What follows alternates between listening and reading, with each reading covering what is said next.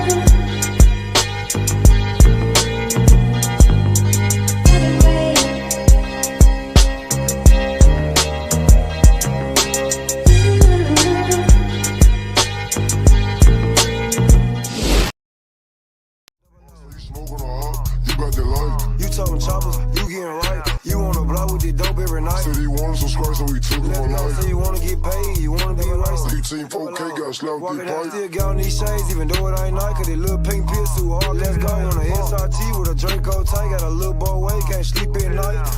You gotta go get that motherfucking dope. You gotta run, say fuck all that hoe. I was just broken, I didn't have a friend, so I went in the trap and I sold me some dope. Let's for go. real. Poppin' purse, make her suck dick for an hour, get to work. I told the bitch to get nasty for double. She bought her best friend, they for each other. Okay for me, make her fuck my brother. Got a team full of players, free band, no struggle. Big 4K down to the door. Might get in there more, go dig with a shovel. Break out the chopstick, hit on wherever. Broad daylight, bitch, I'ma get on wherever. Let's go, double O walk on this bitch, but I like to talk on this bitch. Hold on. Purpose said walk on this bitch, the purpose said talk on this bitch. Hold on. I just be geeking out drugs, taking all kinds of shit. Bitch want a full shit, fine. He see all kind of bitch. Running through this, I don't care about shit. The world one time, though. Rich little man got shot, you slide, little bro, you a bitch. 15 ball, one plate on me. 15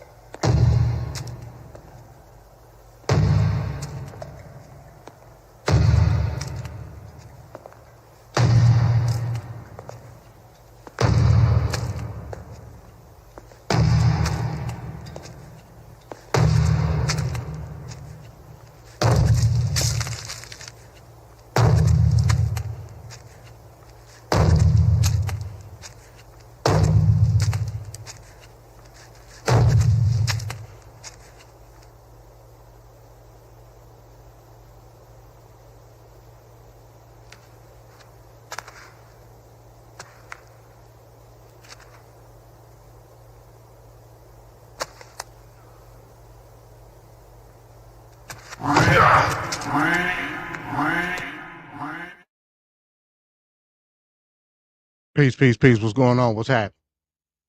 MD's Thought Box Live. We back for a second straight week. Unprecedented. What's going on? What's going on? Hey, I got a full house tonight. Vancat, what's happening? Mike, what's happening? What's going on, MD? That's an awesome trailer there. Yeah, Yo, it's all, yeah. that beat I hard put as that hell. together. That beat hard as hell. That Mob Deep, that thing fire, boy. Yeah, for sure, for sure. So we back with another one tonight. We got a lot of stuff to cover, a lot of shit that happened. Y'all already know. Tonight's episode, the truth about the Trump disappearance. And I'm going to ask a poignant question to all of y'all. Will these people receive reparations for what's going on with them as it stands right now? But we're going to get into that later. First and foremost, last week's episode, we talked about what was going on Liberation Day. Did everybody enjoy their Liberation Day last week? Hell no.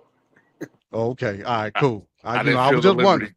I was waiting for some more freedom. I was just wondering. So it done all fell apart in the span of 1 week. So we're going to give an update on what's going on with Liberation Day. As you saw yesterday, they're saying Trump folded. I got mixed opinions about that, as well as several other people. I'm going to get y'all thoughts on it. We're going to watch a couple quick clips. And yeah, we're going to try to break this down and see exactly what's going on with the stock market. Mike is up here. He the stock market guy. So he'll be able to give us a little bit of detail. So, I'm gonna try to break that down with him, and we'll be back on the other side. Let's see what's going on though. It is not a possibility, Carl. Oh shit, what happened?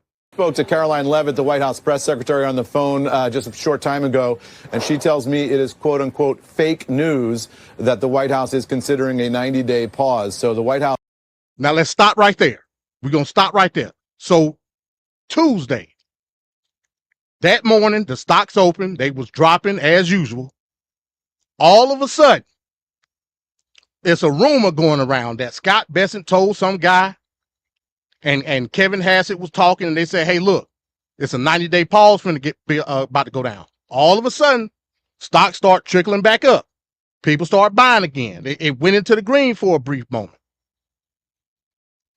Caroline Leavitt come out immediately, say, "Hey, that ain't going on. That's fake news. That's fake." Now that was Tuesday. Now let's continue on.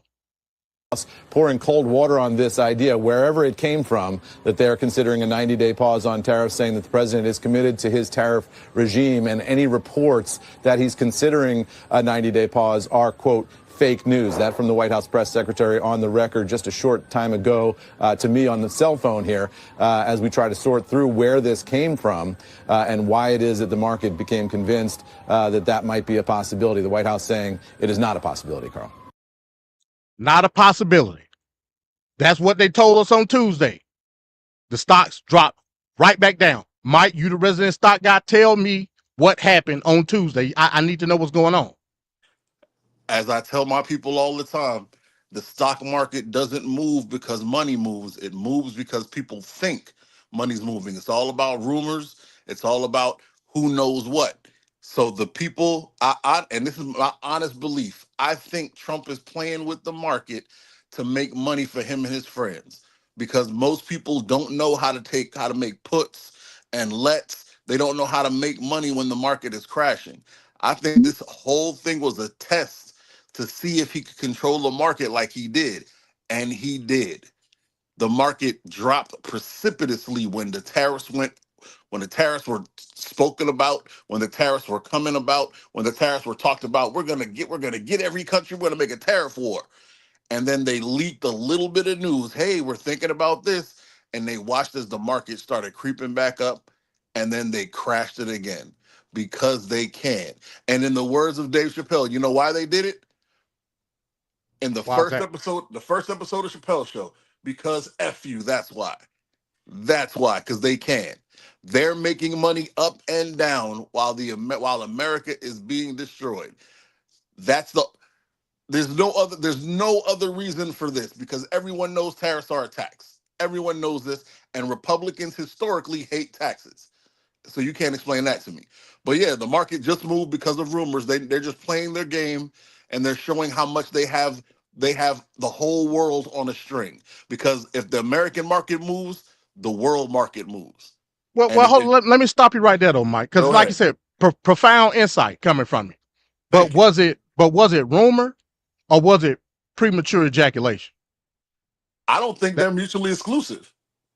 okay, I all think right. just like how you see how they were playing Ring Around the Rosie, where they were trying to blame the who let the guy in the war talk in the little the WhatsApp, the war WhatsApp group. They were just like, oh, it wasn't me. I heard so and so was doing it. Oh, it wasn't me. That's all it is. It's a bunch of people who don't communicate well, trying to tell who gets to leak it this week. Are you going to leak it? Are you going to leak it? The leak wasn't supposed to happen until later in the week. Somebody let it go early, and that's how the news got out. And Mm, they decided, you know what? This could be a test. Let's see what happens. And they saw how it went up. So then they retracted it and they made it so Trump could be the one to say it, because it didn't damn. happen until Trump said it. When Trump says it, now you can take it to the bank because Trump said it. And now watch as the market goes back up and who gets the credit. This is all a game. It's all a game. DJT. Yes, sir. Van Cat, you got anything on that? No, I don't. I mean, Mike expertly laid it out right there. I can't even follow that. All right. So with that being said, with Mike's profound vision of what happened, let's look at the following day, which was yesterday. That effective immediately, the tariffs on China moved from 104%. Larry, I think he's trying to make you happy, up to 125%. So let's talk about that. Do we have the Yes. other? Okay, we got another one too. I'm just going to keep giving them to you. Yeah, here's the because there's even bigger news. He's authorized a 90-day pause on tariffs that applies to reciprocal and the 10% tariff. A 90-day pause effective immediately. Look at the straight shoot up line. Look at that. Look at that. As soon as he announced it, not even a video announcement, he announced it on Truth Social. And I'm talking about a straight line up. Straight line. Like this is insanity. I guarantee you he made $1 billion off of just that straight line. Off everybody else, 401k and IRA. That's a damn shame. Yes, So that's insider trading, isn't it? Hey, we about to get into that, Venkat. What did I tell you, Venkat, when the election happened? You remember what I told you? What? It's not guilty if you control the judges. Oh yeah, yeah. It ain't So- guilty till the judge hits the gavel and says guilty. It ain't guilty. So you hit the nail right on the head, Venkat. You asked a poignant question. That's insider trading, correct? Now, supposedly what's being said is, oh, Trump blinked. That's what a lot of the establishment DMs initially said. I don't look at it that way. I just don't. You could say he blinked from the aspect of what was happening with the bond market and the treasury. I understand that. I believe wholeheartedly that on Tuesday, somebody, whether it was Kevin Hassett, whether it was Scott Bessent, spilt the beans to somebody they wasn't supposed to spill to. And the dude that they spilt them beans to said, oh, I'm about to tell this. Mm-hmm. And he told it. And the administration had to immediately come out and say, nah, man, we got to downplay it. It's Trump at the end of the day. We can just say it's fake news. Yes, sir. That's all we got to say. Yes, sir. And that's exactly what they did. Then Trump said, damn, this ain't when I wanted to do it, but now maybe I got to do it. Especially now that countries are selling off bonds. So I might not got a choice in the matter. Mm-hmm. So let's go ahead and pull the trigger now. Let everybody know what's about to happen so they can go ahead and buy low. Exactly. And he called all his billionaire friends and told them, hey, look, the jump off about to take place at such and such time. 90 minutes after he gave the announcement on True Social. Like the stock market worked fast. I do understand that part. But God, that's lightning fast. Lightning. Yes, sir. That's why I tell everybody, black people, y'all need to get in the market, have your safe movements. You should have had, when he was talking about tariffs the first time, everybody should have had went to the biggest corporations they know and had a whole bunch of puts, just dropping puts. This gonna go down, this gonna go down, this gonna go down, that made all that money on the drop. So I But mean, yeah, black people don't know nothing you're about it. absolutely right. But even with me giving not necessarily pushback, but a lower perspective, the way they moving and pushing paper, the average Joe Schmo can't do that. I can't call up Trump and say, hey, look, what I need to do, like what you got going, and he tell me what's going on, and I can do 6 million on such and such stock that's low in the dumps, and then when he make the play, I double my money. We can't do that. Oh, you 100% correct. I'm not telling us to do that. I'm saying black people have already been exposed as the least cared about. That election showed no one cares about us and no one is looking at us now. The only thing they're looking at us for is help to push their agendas. And black people have happily stood to the sidelines and said, we're not in this. I'm saying while we're on the sidelines, we should be taking our twos and fews and trying to follow Trump and make this money behind him. If Trump can make $1 billion and black America can make $1 billion at the same time, I think we can find a way to make this so this term fantastic for us, because it's the first time no one's looking at us. It's the first time nobody in society is going, those Negroes are this and that. No, Cubans are fighting against Trump. The Arabs are fighting against Trump. White women are fighting against. Let them fight. We need to sit back and upgrade our own financial portfolio. So even if you got $20, put it in Robinhood and try to and watch some videos on YouTube and try to make some money. This is the time to do it. I agree with that. I agree with that. I think that perspective of people looking at us is going to change. We're going to get into that later on in the show. Oh, it will. But I agree with that wholeheartedly. Go ahead, Venkat. Obviously, this damn dog. Obviously, this is a friggin' criminal act that he did. He just broke another law in real time in front of our eyes. So I don't know how. I agree with that too. Crime unless you're convicted. If I punch you in the face and the cop says it never happened, I didn't commit a crime. And then it's ironic, because you have all these people missing in the government that would be responsible for charging a crime. A lot of these areas are vacated, or it's just crazy. This is something that the SEC would look into, but hell, it damn near ain't it's a skeleton crew in the SEC right now. You guys are killing me. I told y'all this. Get rid of the people who care about anything. Put people in who gonna do what you want. This is Project 2025. Well, that corroborate what Venkat just said. He basically saying the same thing you said. No, but he's surprised. That's what it's on. That's what annoys me.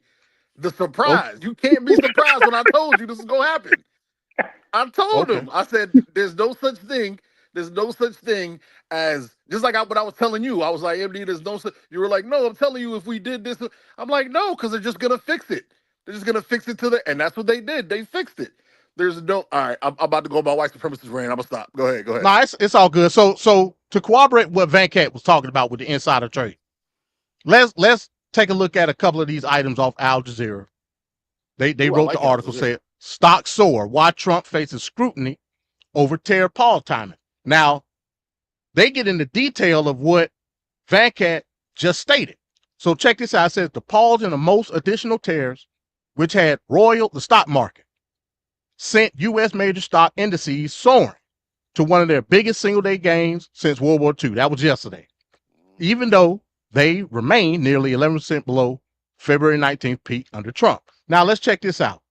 3 hours before he announced the pause, Trump encouraged investors to buy the stock. We know Trump put out a truth telling everybody to buy the dip. That's what he said. I ain't never heard no president say no shit like that. But that's what he said. Yo, you know I was just telling you what I felt. I didn't know this really happened. Hey, that's what he did. Wow. That's what he did. It says Yeah. Trump's allies have denied the charge, but his critics are now calling for Congress to investigate. We know This nigga should be in prison right now. well, No. Shifty Adam Schiff is trying to do just that. He's trying to do a congressional subpoena to find out, hey, look, like who got the money yesterday? That's what we want to know. That's what Shifty Adam Schiff is trying to do. But check this out. When I was reading this article earlier, this is what tripped me out. I'm gonna just go straight to it. It says, additionally, he had announced on second. Let me find it. Hold on. When I saw this, I said, oh, hell no. So were the tariffs paused? Had Trump previously indicated that a pause was possible? Before announcing the pause, Trump and his close aides had repeatedly held that the tariffs would not be paused or rolled back. That's what he was saying. He was like, look, ain't no, it is what it is. It's written in stone. Until these countries come and make a deal, ain't no holding back shit. It's reciprocal tariffs, Liberation Day. I don't think there's any chance that President Trump's going back off his tariffs. This is reordering of global trade. So he's purposely misleading everybody. Yes. What is wrong? Van Cat, do you not listen when I talk? They will do anything to make money. It doesn't matter. We are not kicking dogs today, but we got a sale on Nikes. The dog kicker 3000s are on sale. There it is. It says on Monday, White House Press Secretary Caroline Leavitt described a news report suggesting the possibility of the 90-day pause in tariffs as fake news. We just saw that on video. She said it's fake news. Great time to buy. What's the controversy? But about 4 hours before Trump announced the pause in tariffs, he posted on his True Social platform saying, in capital letters, this is a great time to buy. 4 hours before the pause. After Trump's later pause announcement, the S&P 500, which tracks the stock performance of 500 leading U.S. companies, surged 9.5%. This marked one of the biggest one-day gains in 80 years for the index. The NASDAQ also jumped by 12.2%, and the Dow Jones Industrial Average grew by nearly 3,000 points. All this shit happened before the announcement. This means that investors who listened to Trump's True Social advice and bought into the market yielded large returns. On the other hand, investors who sold assets during the market drop before the tariff pause lost money. He's just Mr. Bold with it, man. Bold face. Now, Al Jazeera providing us with a graph and a timeline of what happened when. At 9:37, Trump tweeted, "This is a great time to buy." You see the indices at that particular time. It rolled and rolled and rolled. At 1:18, that's when he authorized the pause. Some ain't right, folks. Some ain't right. And that's what I'm telling you. Why is Trump being accused of market manipulation? Now check this out. This is the damnable part right here. Democrats have accused Trump of deliberately creating market fluctuations by flip-flopping between imposing and lifting tariffs.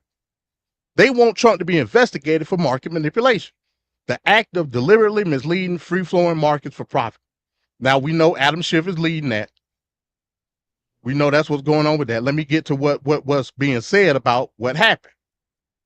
Now this is it. I got another prediction for that when you're done. I'm gonna just read this last little paragraph, and this is the part where I want to focus on.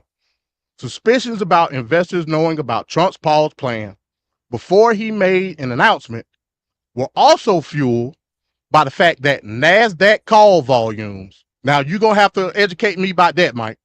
But NASDAQ call volumes, I'm assuming that's when the brokers get in contact with the exchange and make moves.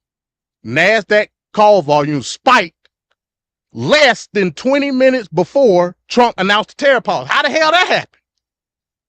And I'm going to stop it right there.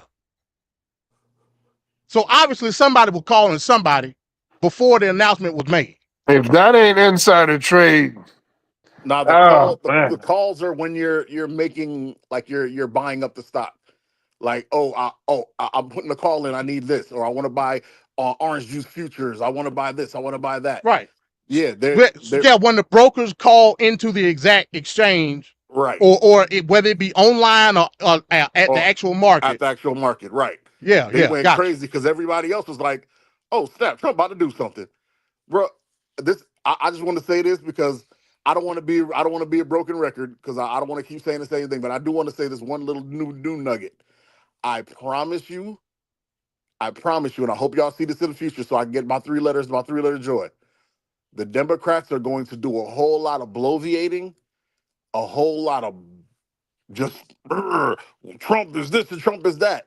Yeah, But they're they're gonna not going to grandstand make, the hell out of it. you're going to grandstand, but they're not going to do anything because they're making money too. Now, Mike is right on that. Thank Oh you. yeah, Thank you. definitely, Mike is You damn know sure how to right make on me that. feel good inside. Thank you, sir. definitely. That's why I said the whole thing with Adam Schiff is theater. It don't Yes, mean sir. shit at the end of the day.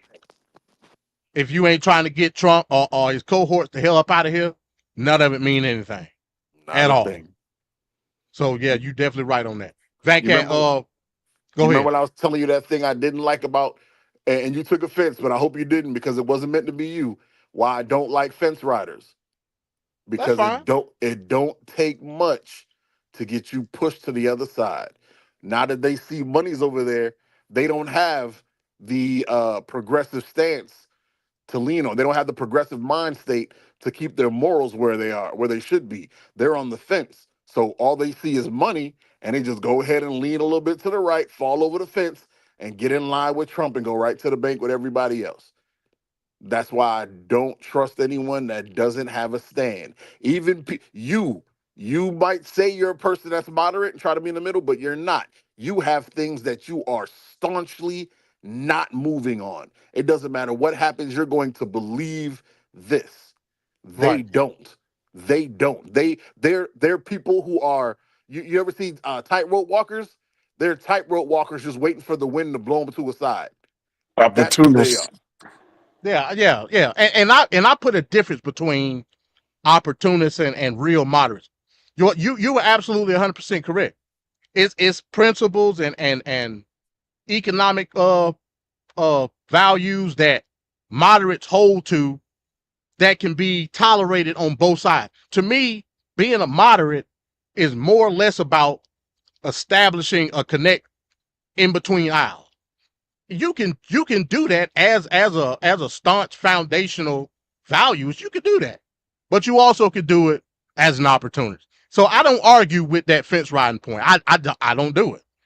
I'm saying I can differentiate between the two systems as it pertains to what a moderate is. I respect that. I get your point though. Fat Cat, you want to say anything before we move on from this? Like I said, I just wanted to give an update on what was going on with the tariff situation. No, that's it. I mean, there's nothing else to be said. This guy just bold faced, just committing crimes in front of our eyes, and it's just astonishing to me the lack of like that ain't right. Something got to be done about that. It's just Right. it's just unbelievable to me. And on top of all that, and we're gonna move on after this, I got the tweet that was originally posted that paused the tariffs, but the damnable thing Mm-hmm. that's gonna kill all of us, we ain't gonna be able to afford shit, is the fact that he upped the China tariffs to 125%. On Mm-hmm. top of the fentanyl tariff, which is 20%. So in actuality, the tariff is 145% on China. We ain't gonna be able to afford a damn thing. Not a damn thing. Bye Timu. And what you said that shit was called, Vacant Alibaba or whatever the hell y'all shop at. Oh, AliExpress. Alibaba's the shit. AliExpress. Yeah, AliExpress and TikTok shop. Mm-hmm. You gonna shop, you gonna be on TikTok shop buying something for $5. It's gonna cost $105 to ship it over here. Facts. They had my mom. Yo, they had my mom the other day. She was like, "Ooh, this thing is on sale for $2." I said, "Look at the shipping. Shipping was $19." She was like, "Never mind." I'm telling you, that's what's gonna be. Like this shit is insane. So I don't know what else to tell you, folks. And China ain't gonna back down. Oh So hell no. y'all can kill that. They ain't gonna back down. And hell, next week is gonna be 300%. So they make the argument that America is China's biggest customer, and if they don't do something, they're going to suffer. But the argument to back on that would be Well, China's just going to do deals with around the United States or above the Right. United States. Or, you know what I'm saying? Like, it don't have to be the United States. They Right. can set up something with other countries and other areas. No, sir, Venkat, there's no could. They already have. No, that's it. Dude, there is not a country, and I mean this wholeheartedly. There is not a country in the world China doesn't have a deal with. There isn't a country on this planet that China doesn't have their people living in already. There isn't a country on this planet that if the US decides to get out, China will just send their stuff to other places and be fine. I'm telling you, we are not China. We are China. China's our biggest dealer. We're the ones that are Yep. addicted. They can move their shit anywhere. We're the Yeah, look, addicts. that it is. The world is the addict. Look at and you know, keeping it on the drug deal line of thinking. The United States is the plug. China is the one that's actually manufacturing the dope and distributing it around the world to the junkies. Oh, they the supplier, we the junkie. We're the pusher. Us the consumer. Mm-hmm. We consume the drug. Now, by proxy, because we the United States of America, we consume the most. Because if income-wise, we got the most, relatively speaking.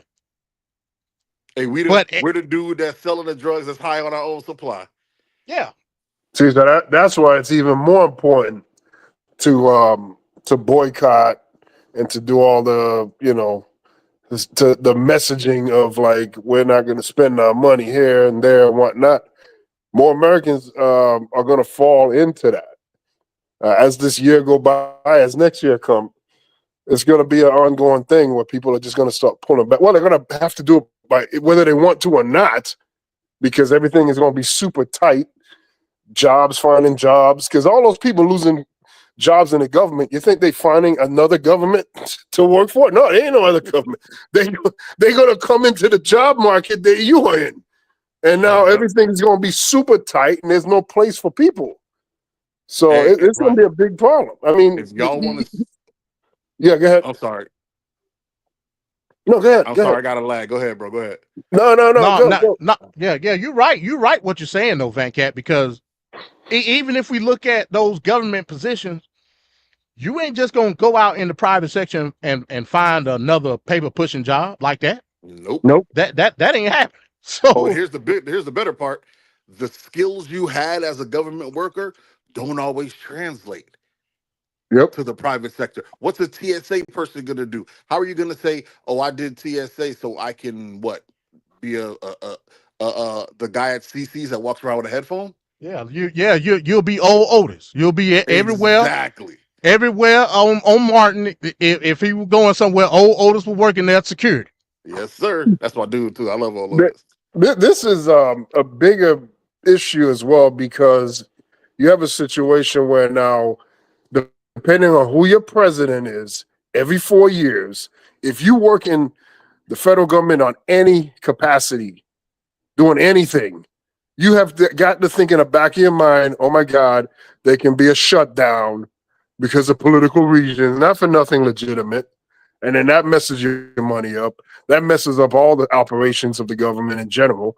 Or you could have a president that decides to do a harebrained scheme that totally transfers or destroys the government like we have right now.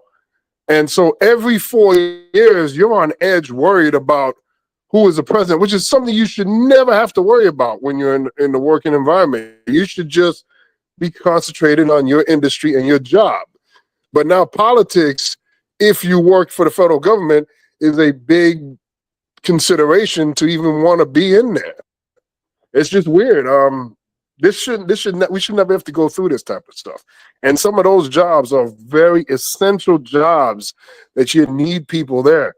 So now people may not try to acquire that skill or trade that they could use to go into a government job. They may go into a different industry altogether just because of this factor right now. So even when Trump is long gone and we think this is behind us, people are going to remember these moments in time And when they're thinking about, well, I'm going to decide to do this in college or whatever, they may go another route. And now there's going to be shortages to come to try to fill that. Because who's to say another Trump, a more even devious Trump that actually knows what he's doing, gets into power and does more than what we see now? Yeah, you're absolutely right. Last thing on this, and then we're gonna move on. Ricardo is talking about the People's Republic of China asking for his money back on the bonds. That's a yes and a no, because when they buy them bonds, it's secured under the contract of a certain time period and a certain amount of interest. But they can definitely say, we're not buying no more y'all bonds. Fuck y'all. Yep. So, that's another one. That's an issue that's going to be stagnant for years to come. People are going to be thinking about anything that has to do with the United States as a risk, and they don't want to associate with it. This guy is friggin', he's going to be long dead, and that stigma is still going to be out there. I just don't know where we're going from here. All right. Okay. All right. So that's enough about Trump and Liberation Day. I hope everybody enjoyed it. We'll see y'all next year, Liberation Day. So now we gonna get into I got these stories in tab. They don't necessarily link, but it's dealing with crime. So I'm gonna link them together. The first one. Oh yeah, is that a mango in what's the name's Avatar? Mike, you know damn well it's a mango. mango. My God, that's a bright ass mango. Mangoes it almost look like an orange. Hey, y'all better recognize them hating mangoes. They ain't no joke. Look how my eyes closed. Look how happy I look. All right, so we're gonna get into this next story. Ricardo look like he's breastfeeding. Ricardo actually shared this one with me. I didn't know anything of it until he shared it. It's the story of Victor Perez.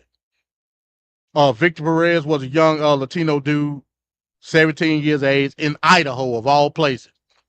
Like I said, black folks in certain places we just don't live. Latinos, you can find them in rain, sleet, snow, in the mountains, on the beach, in urban areas, in the country. It don't matter. You're going to find some Mexicans or Venezuela, you're going to find them.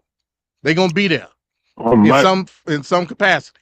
They might want to rethink that strategy. Well, according to this story, they damn sure might. So Victor Perez was 17, was shot 9 times by 4 members of the Pocatello PD within 30 seconds of arriving on the scene. Now, this young man was mute. I guess the political correct term is what would you call it? Spectrum? Not nonverbal. Nonverbal, perfect. Yeah, that's the political correct term. Nonverbal. Yes, he was on the spectrum. I think he was severely on the spectrum. Also had cerebral palsy. So this young man had some problems. Now this ain't Straight Talk Society. This MD thought about. I don't give a damn about what I'm playing. I'm gonna play this video. Some viewers may find this video disturbing. Viewers' discretion is advised. There you go. But we gonna play the video and we're gonna take a look at exactly what happened, and we're gonna try to analyze exactly what's what. Was anybody at fault in the situation, so on and so forth. Let's check this out. Red truck, red Jeep. And there's a blue car parked on the street next to it.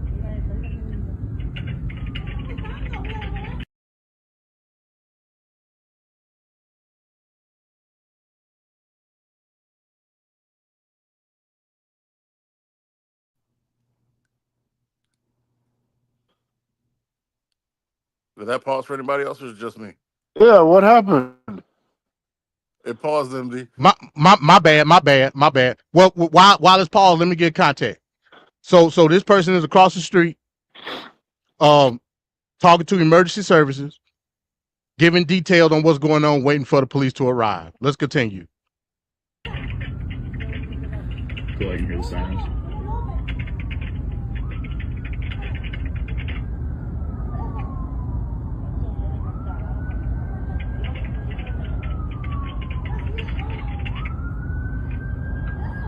That's the young man on the ground. Is he having an attack or something? All I know, he got a knife in his hand. They've been arguing the whole time. It looks like it's domestic stuff. Definitely domestic for sure. They all know, I think that's like granddad and grandson. And yeah, I see the officer here. Yeah.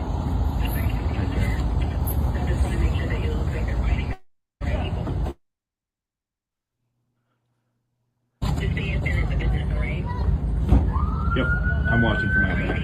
Yep, okay, bye.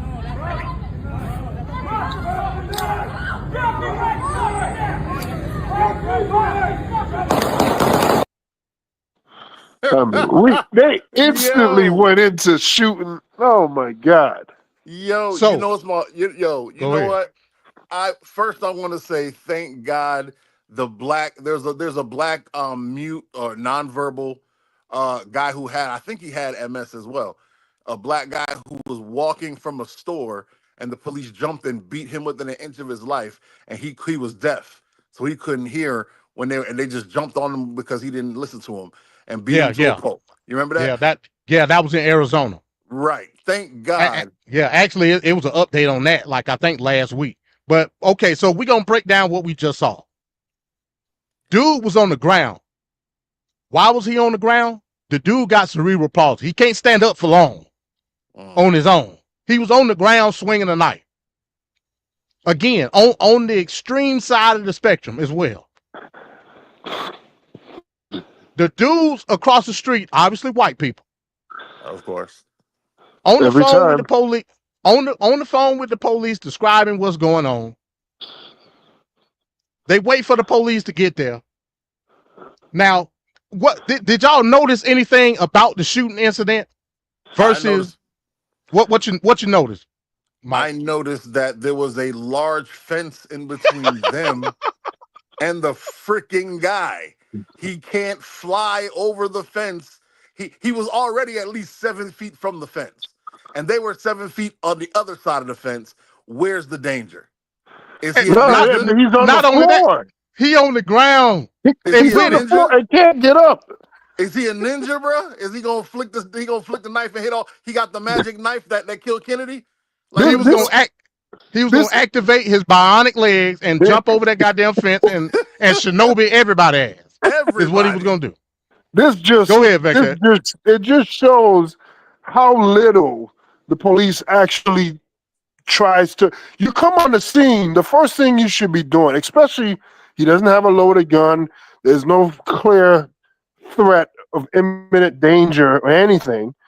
Like, get some information. All they got to go on is whoever got on that microphone at APB say, hey, there's a disturbance, blah, blah, blah, they got a weapon. That's all they know, but they don't know the severity of anything. They don't know the condition of the people. They don't know the mind state of the people. So it was just good enough to just show up. And not only that, it's not like it was one cop that let off shots and it was one cop on site. It was multiple cops. Like, it was five. Exactly. How can 5 grown men, able-bodied men that can walk, can't handle a mentally disturbed person that has issues even standing up straight behind the fence? Y'all are missing the point. What's on the other hip of the police? Non-lethal. Oh yeah, the taser. But sometimes the taser could kill people too.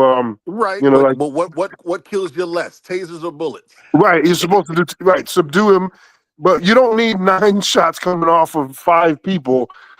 Yeah, they could have used this. They could have used the taser. They could have used anything. They could have just tried to pepper sprayed him. Oh, well, there you go. I mean, something. They could have anything, but immediately go to destroy and kill. That is why I've tried to tell y'all before. Absolute power corrupts absolutely. Police have absolutely nobody looking over them. They cannot get in trouble. If they get caught doing something, I'm gonna prove it to you. If they get caught doing something wrong, they have to go to IA. The IA is run by police. They usually let them go. If they do something so egregious, they have to go to court. The judges usually believe them and they give them qualified immunity. If they lose qualified immunity and they have to go to court, the judge usually sides with them. If they Mike, you're missing one. You're missing one, Mike. The union. The police union. I didn't even get to the union yet. The union was gonna be last. I was building Shout up. out to VanCat. I was building up. I didn't even get to the union yet because I was gonna make him guilty. Because even if he's guilty and goes to jail, they gonna let him out, and the union's gonna have him hired working somewhere else. They've done it. Yep. People have gone to jail. Look at the guy they trying to release now. They trying to release the guy that had the knee on the neck. What's his name? They still want him to be released and be a cop again. You cannot stop them. As long as you're in their fraternity, they don't care. Just come back and kill more non-whites. You But guys cannot watch this and tell me you don't smell white supremacy in this country. so Well, the next go ahead, question, VanCat. Then I'm gonna let the Ricardo next, rock. the next question I would have to ask, if this was in Beverly Hills and it was a white woman doing the same exact thing, would we have that reaction by the police? Of course I not, sir. would. There's a video. There's a video of a white woman got out. I think she hit someone with a car and she was pissed. And she got out of the car and she's cursing the cop out and walking away and she's like she's gonna run. And you And know the what the cop cop shot her. does? No, Cop shot her. But not I all saw. white. Cop But followed not her all around white and was people like, are the "Man, what are you same. doing?" We're talking about affluent areas and affluent people. Yeah, this was in a rich area. They follow around and go, "Ma'am, you need to calm down. Ma'am, why are you upset? Ma'am, have a seat." They only kill Yeah, you in poor areas because they know poor people don't have enough money to affect them. Right. When you it's broke, one. go ahead. No, I was gonna say real quick. It's one video I saw today of it was basically a white Karen cussing the shit out of police, and police shot her. Oh, I didn't see that video. So That's gonna make me. yeah, but before Ricardo go, I just say this one thing: the math ain't math. So No. it was five cops out there. He was shot 9 times. Everybody out there was blasted. Everybody. So obviously more than 9 shot was shot. They just hit him 9 times. Also, they immediately got the car, started blasting, basically. Yep. Taking no consideration. The mama was right there. They shot him. They didn't say, hey, ma'am, you need to leave. Ma'am, get over on this side. Hurry up, get over on this side. They ain't do none of that. Because that denotes giving a damn. They don't care about life. They just want to go back. They will take you, bro. As long as they can say, "I feared for my life. I'm just trying to get home to my kids." As long as they can put that at the end, they'll justify anything. That's why I say, and I always say this: we need to find some money and make the spook who sat by the door an actual thing. I'll leave it at that. Go ahead, y'all. Wait, Ricardo. so one other thing real quick. Sorry, MD, but a few weeks ago we had TFP. We had that discussion about the police and trusting of the police, and somebody said they'll ride around in their truck because they got their registered gun owner and all that. I ain't trying to have any kind of moment trusting and hoping that the police officer I encountered that day is in a good mood and whatever. So I'm not trying to do any extra. Don't do that. Don't do no, that. No. The beef has begun. No. I'm just saying we're gonna ride around because that's what we do up in here. Because I got a little card that says I'm a registered gun owner. Like that's gonna do something. I ain't not trying to rationalize with these people. They call them the beast for a reason. They are monsters, but you will not trample Ricardo, on his rights. Ricardo, what's up, man? What you got on? Hey, y'all. I just want to start out by singing many men. Okay, 9 times shot his ass up for real. Y'all get that reference because I keep hearing NBC. They shot him 9 times. I was like, what in the fuck going on here? This video was crazy. I don't know how it got leaked to the media, but somehow the media got a hold of it, and it's all the rage. Oh my God, this is terrifying for somebody. If you don't have, or you don't know if anyone that has a child on the spectrum like I do, because my daughter is on the spectrum. She's nonverbal as well. Thank God she speaks it when every now and then, but it's scary when law enforcement, this has been the same issue since COVID, where even Obama at one point had to say something when what's his name? George Floyd incident happened. And it was everything that Mike described, everything about the unions and all of that. And we've gotten to this point now where there's still not enough training when it comes to people who are on the disability spectrum is nuts to me. How do you show up? And this is why I always say certain people, and I'm not gonna, I shouldn't discriminate or generalize, but I'm gonna have to say this. White folks, please keep and mind your damn business sometimes, because I don't understand for the life of me. Why are you on the phone with the police officers to begin with? Is it any of your concerns? Did the family call the police? Exactly. Why are you so involved? And this has always been my problem with. Hold on, Ricardo. Not only that, Ricardo. Let me stop you right there. I'm gonna let you rock out. Not only that, these people stay catty corner from where you live at. You don't know what the fuck is going on. Exactly. You don't know these people. Like, what the fuck you doing? You ain't trying to help. You don't know these people enough because they some beaners. You don't know them enough to understand what's going on as far as the disability of a child. Because you don't give a damn. They're some beaners at the end of the day. Did you see the video, MD, of the neighbors? There was a guy. He was saying we just called because we were. I'm gonna play that. I'm gonna play that video. I'm gonna play. Matter of fact, let me play it right now, and then Ricardo continue. After They I play know this he video. wasn't white, and they know it was suspicious. That's all they need. The doctor to tell us. I'd like to warn you, the following footage is highly graphic and viewer discretion is advised. You can see in the video autistic teenager Victor Perez holding a knife and threatening his mother. His family says he did have behavioral incidents because of his autism and mental and physical handicaps. Neighbors who shot the video said they called police hoping to help the family de-escalate the situation. However, when police arrive, that is not what happened. Oh, yeah, they're here.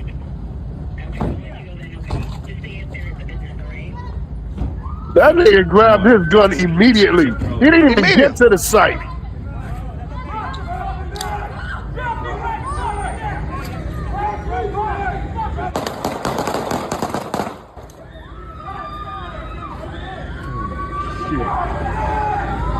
And the woman right there too. He was having a really bad day with mental issues, but he wasn't chasing anybody, and everybody. So what the fuck you call the police for then? Get out of the reach of his knife. So this wasn't a really dangerous situation. Now stop right there. He just said usually. So obviously this has happened before. He said usually people can get out of the way of his knife. So when has the police ever de-escalated a situation? Every time I see them, they always escalating. Hey, I want everyone that can hear my voice to not fall for this. Yeah. This white man knows exactly what he was doing. Oh, this is made for TV, white man. Come on, he knew exactly what would happen. I was just about to say that. He was calm and relaxed when he called. If he could have, hey, I'll let y'all in a little on my own life. I had an uncle who had a couple, like maybe a year ago, maybe less, had a diabetic crash, right? And I had to call 911 because he was nuts, like he was talking some nonsense. And no less than 20 times did I tell the dispatch, he is not violent. There is no violence happening. Make sure you let your police know. When the police showed up, I wouldn't open the door. I said, excuse me, he's not violent. There's no need for violence. That you guys just need to be around in the periphery. Let the EMS handle it. That's what you do when you don't want violence to occur. You try to dispel the thought that any violence is necessary. This man knows this child isn't violent. He's sitting on the ground waving a knife. This has happened a plethora of times before. Did he say anything? No. Thank you. They know what they're doing. Go ahead, Twin. I'm sorry. And just to add, just to summarize what everybody's saying, it wasn't like he was holding a gun. It wasn't like he was clearly on the floor when they arrived. Because if you notice, the one trooper showed up with his car, with his vehicle. And they all showed, before somebody investigated or look, or you saw the family outside. And again, I've heard a plethora of things overnight where people are like, why didn't the family people? It wasn't the family that called the law enforcement. It was the next door neighbor. And even in that case, you are my next door neighbor. You don't know that you have lived on the street for God knows how long. It didn't occur to you that my child had a disability. Come on now. Come on. Are you that oblivious? And that's the issue that I have with all of this when it comes to people who have, and I know people are going to be like, but how the hell does the police officer supposed to know? How did the neighbor know all of this to begin with? You're the one that called, right? So you clearly had it's either you were nosy, you didn't know how to mind your own damn business, or you clearly didn't know the whole information. Therefore, you're there being on the phone talking about, oh, this is what, giving real-time accounts. I need y'all to be accountable when it comes, and when I mean y'all, it's people that are calling dispatch or law enforcement or whatever. Make sure when you call, know exactly the detailment of what you're calling about, because you could that and mind you, he's in stable condition. I'm assuming he is now, because that's 9 times. We don't even know where they shot. The most of the shots hit him at, in terms of if it's upper chest or lower. But in this case, he's in intensive care. He's fighting for his life. He's literally fighting for his life. What happens now when you have to now look that neighbor in his eye or her eye, knowing that you're responsible for those people showing up, those law enforcement officers, which you know damn well, they are always trigger happy. It's not even their mental state is not going, oh, we have a disability case. And even then, they're still gonna. We've seen cases where you have somebody call because she has hot water in the stove, and they still did what? You've had situations where here in Florida, the guy who's a teacher is saying, hey, I have a student. Listen, I have my hands up. Don't shoot. They still shot the damn guy. There are situations where you go, I remember that. I don't know if it's wise or. Hell, and then asked why you shoot me, and his hands were still up. Literally. And he's literally telling them verbatim, hey, I'm the person that's the caretaker of this person. Please don't shoot. My hands are in the air. He's fine. I'm trying to de-escalate. They still had that one idiot law enforcement officer fire the shot and then go. Hey, don't forget the guy who an acorn hit the car and he shot the car. Look, so this is my thing now. Is it a situation where we've reached a point of no return where we're going to go, okay, when is it enough is enough, where now the court of public opinion is going to go, well, we know law enforcement and police officers and all of that, they have, absolute power and blah, blah, blah. But when are you guys going to do proper training when it comes to, because you can't say there's not a lot of people who have disability in this country. There's a huge percentage of people who have a disability or on the spectrum, who cannot communicate probably well, can't speak, maybe mute, maybe nonverbal, maybe can't stand up like this person was. What are you going to do then? You're going to just keep shooting on account of, oh, I just saw somebody just like that. Are you kidding me right now? Like, this is crazy. Twin, I'm sorry. I hear where your heart's about to go, and I want you to stop before you even go there. You have to extend it to those people that are, the ones that are like, wait, why didn't the family tell the law enforcement officer that they have somebody who has a disability in the domicile? First of all, the family didn't call. So then who do we blame here? Do we blame the next door neighbor, or do we blame the family for this? Because if the family needed the police officer to show up, or the police officers, they would have called. Thank you. They would have called. Now let me finish up the video, and I'm gonna let you finish out, Ricardo. Let's see what remorse he showed and compare. Let's see what happened. And the police were more called to come in and help the family de-escalate and get it under control. And this is the biggest tragedy. I witnessed it, and it was really tough on me and my son to watch that. And I just want to send out my deepest sympathies to the family. And we were trying to help you. We weren't trying to bring a firing squad down to Harrison Street. He tried to stop him. He was here. He tried to stop the officers. The officers just came. They didn't even say what's going on. The kid was there. He was already on the floor. He was standing. He was not going after police. He have impairment. He can barely walk. He can barely walk. And people who is around here, they can tell that. Victor's aunt tells us that he is fighting for his life in the hospital. Now today they told me they have to cut his leg, but he's so weak that he might not survive. So we're still here waiting for the doctor to tell us. So yeah, they got to amputate one of his legs. Well, this is an over $1 million lawsuit right here at the police department. Oh yeah. And some people Of need whose to lose money? their jobs. Of whose money? Taxpayers. Whatever Taxpayer podunk money. city of Idaho they live at. Exactly. Hey, before any of you start the nonsense about we need reform, we need to fix, we need cut it. Don't even start it now. We can save time and move on to the next subject. We live in a country of white supremacy. No matter what happens, white people will not sign up. Just a year ago, we were saying defund the police because they have no understanding of what to do for people with mental health. Let's put that money to some officers. What do white people do? You crazy niggas want to defund the police? Hell no. Exactly. So, white supremacy is still the #1 movement in America. I don't care what BLM says. I don't care what anyone else. White supremacy will always rule, and they will always fall back to white supremacy. I don't care if this was a tragedy. Who did the man say was hurt? My son and I were hurt. Ain't no bullet fly near him. But they're traumatized. So, white people so will Mike, always make themselves the victim. They will always make themselves the victim. Go ahead. You're going down the white supremacy hill. And that's a good thing because you about to be a kid in a candy store with this next story. It's so easy. Now, hey, they make it so easy, bro. So now we're going to go to the story of Austin Metcalf. Austin Metcalf was a young man somewhere in Texas. Oh, okay. That was stabbed at a track meet. Oh, I've heard this. By this young man, Carmelo Anthony. Oh God, what a name, Carmelo Anthony.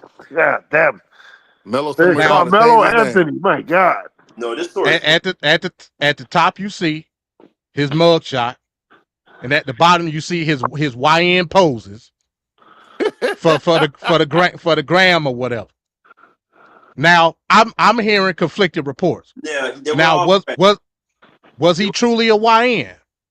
I'm hearing some reports that saying that he was an honor student at his high school. Yes, he was. They were all friends, MD. They all knew each other. So that's just so you telling me that gun is AI and that middle finger is AI? So you can't hold no gun and be an honor student at the same time? No. Damn. I ain't know that. Carry a knife and not be a murderer. If you're trying to butter some biscuits, I carried a knife to cut hard bread. I be wanting to kill stuff. You can't be and not be a stripper. I'm sorry. It's a conflict of interest there. Okay. I ain't never heard nobody say nothing like that.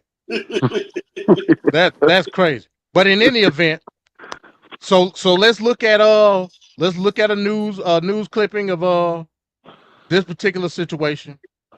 And like I said, I'm gonna make Mike heart flutter with some of these clips that I got of this what's going on. So let's take a look. Let's take a look. Matter of fact, we're gonna do this. Like I said, we all know the story. They were damn, do I got it? Oh damn, I ain't put it in here. Oh shit. Hold on. Oh yeah, I did. All right, let's go. Said that it was self-defense. I don't have any reason to disbelieve that, but I needed to develop facts and talk to people and figure out what's going on before I make any statements about what I think happened. I don't have any reason to think it wasn't self-defense at this time. Walpole will seek to lower Anthony's $1 million bond next week. Wednesday morning's deadly encounter at Kirkendall Stadium, witnessed by about 40 student athletes and a handful of coaches as detailed in arresting documents, sparked, witnesses said, when Memorial High School junior Austin Metcalf told Carmelo Anthony to move from underneath Memorial's pop-up tent that was being used during a downpour. Witnesses said Anthony, a Centennial High School student, immediately opened his bag, reached in, and told the victim, "Touch me and see what happens." When Metcalf pushed him, witnesses said Anthony pulled a black knife from the bag, stabbed Metcalf in the chest, and ran away. While no school resource officers were inside the stadium, one was nearby. City police also rushing in, covering the knife with a blue tarp. Caught nearby, Anthony reportedly admitted to officers, "I did it. He put his hands on me. I told him not to," before asking officers if it could be considered self-defense and if the injured teen was going to be okay. The victim lay dying in his twin brother's arms. All right, so I'm gonna let y'all go. Just give me a minute, because I know it's about to get ready to go down. So by what the reports say, it started raining like hell. They was at a track meet. Everybody just chilling. It started raining like hell. The closest tent was that specific. He didn't go to that school, but that was. I don't give a damn about what the school is. It's raining. He get up under the tent. The white boy tell him, "Hey, get your ass on. Like, this ain't your, go to y'all tent." He was like, "It's raining. I don't give a damn about what you're talking about." I'm assuming some wordplay began to unfold at that point. And young Carmelo said, "Hey, look, I don't give a damn about what you're talking about. If you put your hands on me, it's gonna be a problem." I believe, now this is me. I can't corroborate nothing that I'm about to say. I believe it was way more than what the news report said. Of course. I believe it was some scuffling going on. And maybe it got to a point where it was a numbers game and he may not have had a choice because of his twin brother. If they get to swing, you don't think his brother gonna swing as well? You gonna take all my meat, bro. Pause. You taking all the meat. I ain't never seen a twin fight and the other twin ain't right there jumping in. Ain't doing that. You crazy as hell. I ain't never Like I said, seen that. I got Uday and Kusei. It going down if you hit one of them. It's over with. It's over with. Trust me, I know. I got twins. So in that aspect, and you know, they friends was over there as well. So it probably went down. You know, he got outnumbered, and just he ain't had no choice but to pull out the blade. Now you know what's the best part? You know what's the best part? Here it is. What? He told him to leave. Then the young man opened his bag, and what you telling me a bunch of dudes I don't believe that. I don't believe that. Sat shit. around and watched the guy open his. You know what I'm gonna do if me and you arguing and you start to go into a bag? I'm knocking you the hell out. Period. Yeah, Point blank. I don't believe that one bit. You don't believe none of their stories. Go ahead, bro. I'm sorry. But in any event, yeah, that's the media. He was able to get space and pull out the blade and got the jabbing. That's what I believe happened. Now, again, I'm Mr. Law and Order. Everybody know that. Should he have had a blade on school grounds? That's enough. That's a crime felony right there. I got to play my part. That's my gimmick. I got to use it. Is there anything happening at school that will make a student want to have to bring that in for protection? Yeah. I'm not going to go down the rabbit hole with you, brother. I'm just laying down the law. Well, they call me Bugs Bunny because I'm just saying, if there's a reason and altercations were happening before this happened that gave him just cause to want to have to bring something to school to protect himself in a situation like this, then that's on the school for not creating a safe environment. Why are people getting bullied? They don't step in. A lot of these bastards know that these kids are going to get picked on and whatnot. They don't do nothing. No, matter of fact, they think it's funny. Van Cat, you can't bring a knife to school, bro. I don't care how you psychoanalyze it. You can't do it, bro. You just can't. I've done it. Go court. I've done it too. Yeah. But that don't make it right. If people don't feel safe, man. But guess what? If you don't put your hands on me, you never know the knife was there. Exactly. There you go. And that's why I say it's a tangle web we weave going down these particular rabbit holes. Ricardo, go ahead. No, MD, let me ask the question. Now, did you see the other picture of all four of them at one point where they're like... I saw that. That's the picture. So the picture where he had the AK, correct. Those weren't them same white boys. Those were some now he hung with white boys. Those were some different white boys from what because I was trying to see because hell I don't want to say all white people look alike, but in a certain particular space they do. Yes, in a certain particular space they do. And now I go ahead. Right, folks, some of y'all do tend to look alike. I hate to say it, just like y'all think. Yeah, especially in the Podunk town they do. Right. And you know in the Podunk. Yeah, in the Podunk town they do. But yeah, them was some different white boy. He hung again. That's why I kind of pushed back on, like he was taking YN pictures. Don't get it twisted. He was. Do I believe he was a YN based on the reports that I've heard? No. Can you elaborate what YN? ultimately, what is a YN? You know what I'm saying? YN, young nigga. That's what they let's be call them these clear. days. I guarantee if you go through them white boys' IG before this happened, They before the take pandemic, YN pictures. they got YN pictures just Exactly. They take the YN pictures. So Appropriation 101. So that's just the thing. You know what I'm saying? So at the end of the day, he had a knife at school. Like I said, I'm gonna play the law and order role. He had a knife at school. That's a felony. He was involved in the event, then ran away. You know what I'm saying? You know, I'm gonna play that role. Do I believe what the reports are saying? Hell no. No, that's exactly. I think they were jumping on that boy, and he just said, "Fuck it, I got to go all out." Yep. That's what he did. Hey, listen to the interviews from the family.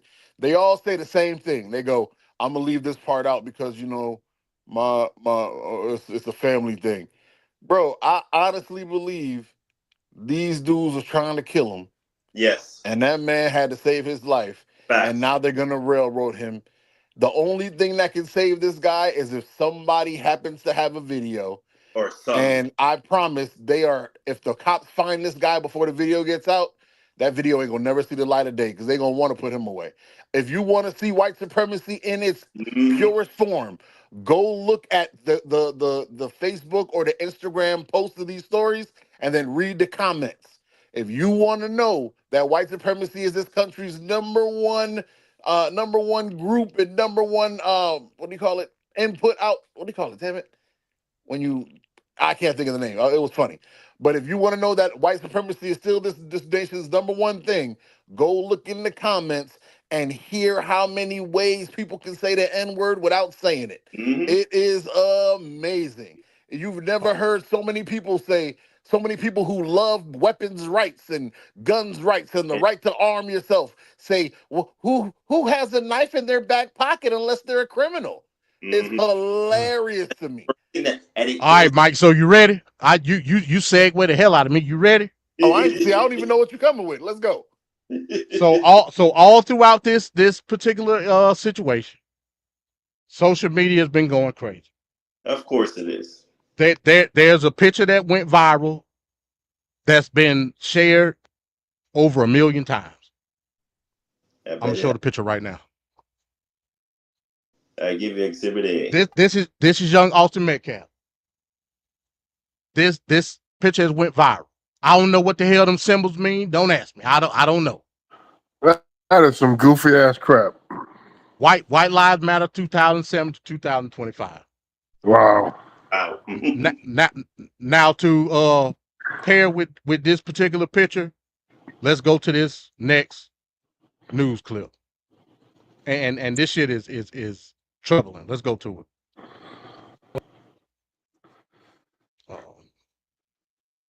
I don't know why it's starting like that. Here we go. Oh shit. I don't know what's going on. Hold on. Can y'all hear that? No. We just see the mama cry. Behind the scenes ain't easy, bro. Hold on. And then think of that racist guy that used to be on ESPN. Over there. Yep. Here now. I grabbed him. I see. Now this is Fox News, y'all. Keep that in mind. Yeah. I understand. She's trying to win that Oscar hard. She's trying to win an Oscar and an Emmy. You can picture what happened when what was coming out of his chest, and y'all can visualize. I don't want to put down my mom right now, but I pushed my hand on there, trying to make it stop, and I grabbed his head and I was in his eyes. I just saw his soul leave, and it took my soul too. I'm so sorry. I'm going to ask you one last question. I've seen interviews with your husband, who I can hear in the side, by the way. I think he's there in the room with you. I saw an interview last night. Nah, he's not there, nigga. Stop making stuff up. Yes, okay. Yes, sir. But I have seen interviews with your husband in the last 24 hours, and it was remarkable to me that I heard your husband say, within hours of this, that he forgave this other young man, and he got there so quickly. And I honestly don't know that I could. And I just want to see, And I don't know if there's a right or a wrong place to be, especially as quickly as this has happened. Megan, how do you feel on that front today? I am not like their dad. I am so angry at that boy. It's just not fair. That's all I have. I understand. I'd like to say That's not is, fair. I'd like to say is, it's forgave, not forgotten, but I'm not at that point yet to forgive that kid for what he did to my brother. Because, 17 years, my best friend, just there in the blink of an eye, I lost him. So I'm not at that point. Okay, so first of all, he contradicted himself at the end. Forgave, not forgotten, but I can't forgive. So now here's the thing, and like I said, this especially for you, Mike. That dry ass mama face with no tears. Well, I'm not, because at the end of the day, she lost her son. I'm not even gonna go that work. Right. Absolutely. I feel you. I would though, because I'm an asshole. But go ahead. At the end of the day, we watch the news. At least on the news between 5 and 7 o'clock, we hear reports about 25 to 30 motherfuckers getting killed. Yes, we do. For various reasons. This, in relative terms, is no different because there was no high implications of hate crime or some type of terrorist activity. None of those shit. It's just an everyday white boy got killed at school. Yep. Why in the hell is Fox News playing that and giving a one-on-one interview? You know why. You know for why. that? You know what? Hey, you want to laugh? Read what they wrote. That he was murdered. Murder is not something that happens. Murder is something that's decided. Exactly. Niggas die every day, B. Exactly. He was killed. They decided already. They've already convicted him. So they need him to push in front so Trump and his cronies could get those tariffs moving. Let's get that market back down so we can make money and then put that market right back up and make some more money. Hey, look, niggas are killing y'all. Look out. Don't look at Trump. Look at the niggas. They started a race war. Look. That's a good point, Mike, with that murder thing. How the word, just lets you know they already preconceived convicted the nigga. He was killed. He's not murdered. Murder is a distinction after the fact. That's a law. That means you broke the law. You committed murder. That he was just killed. And MD would usually say, what is the most famous word we always use, MD, when it comes to crimes? Due process.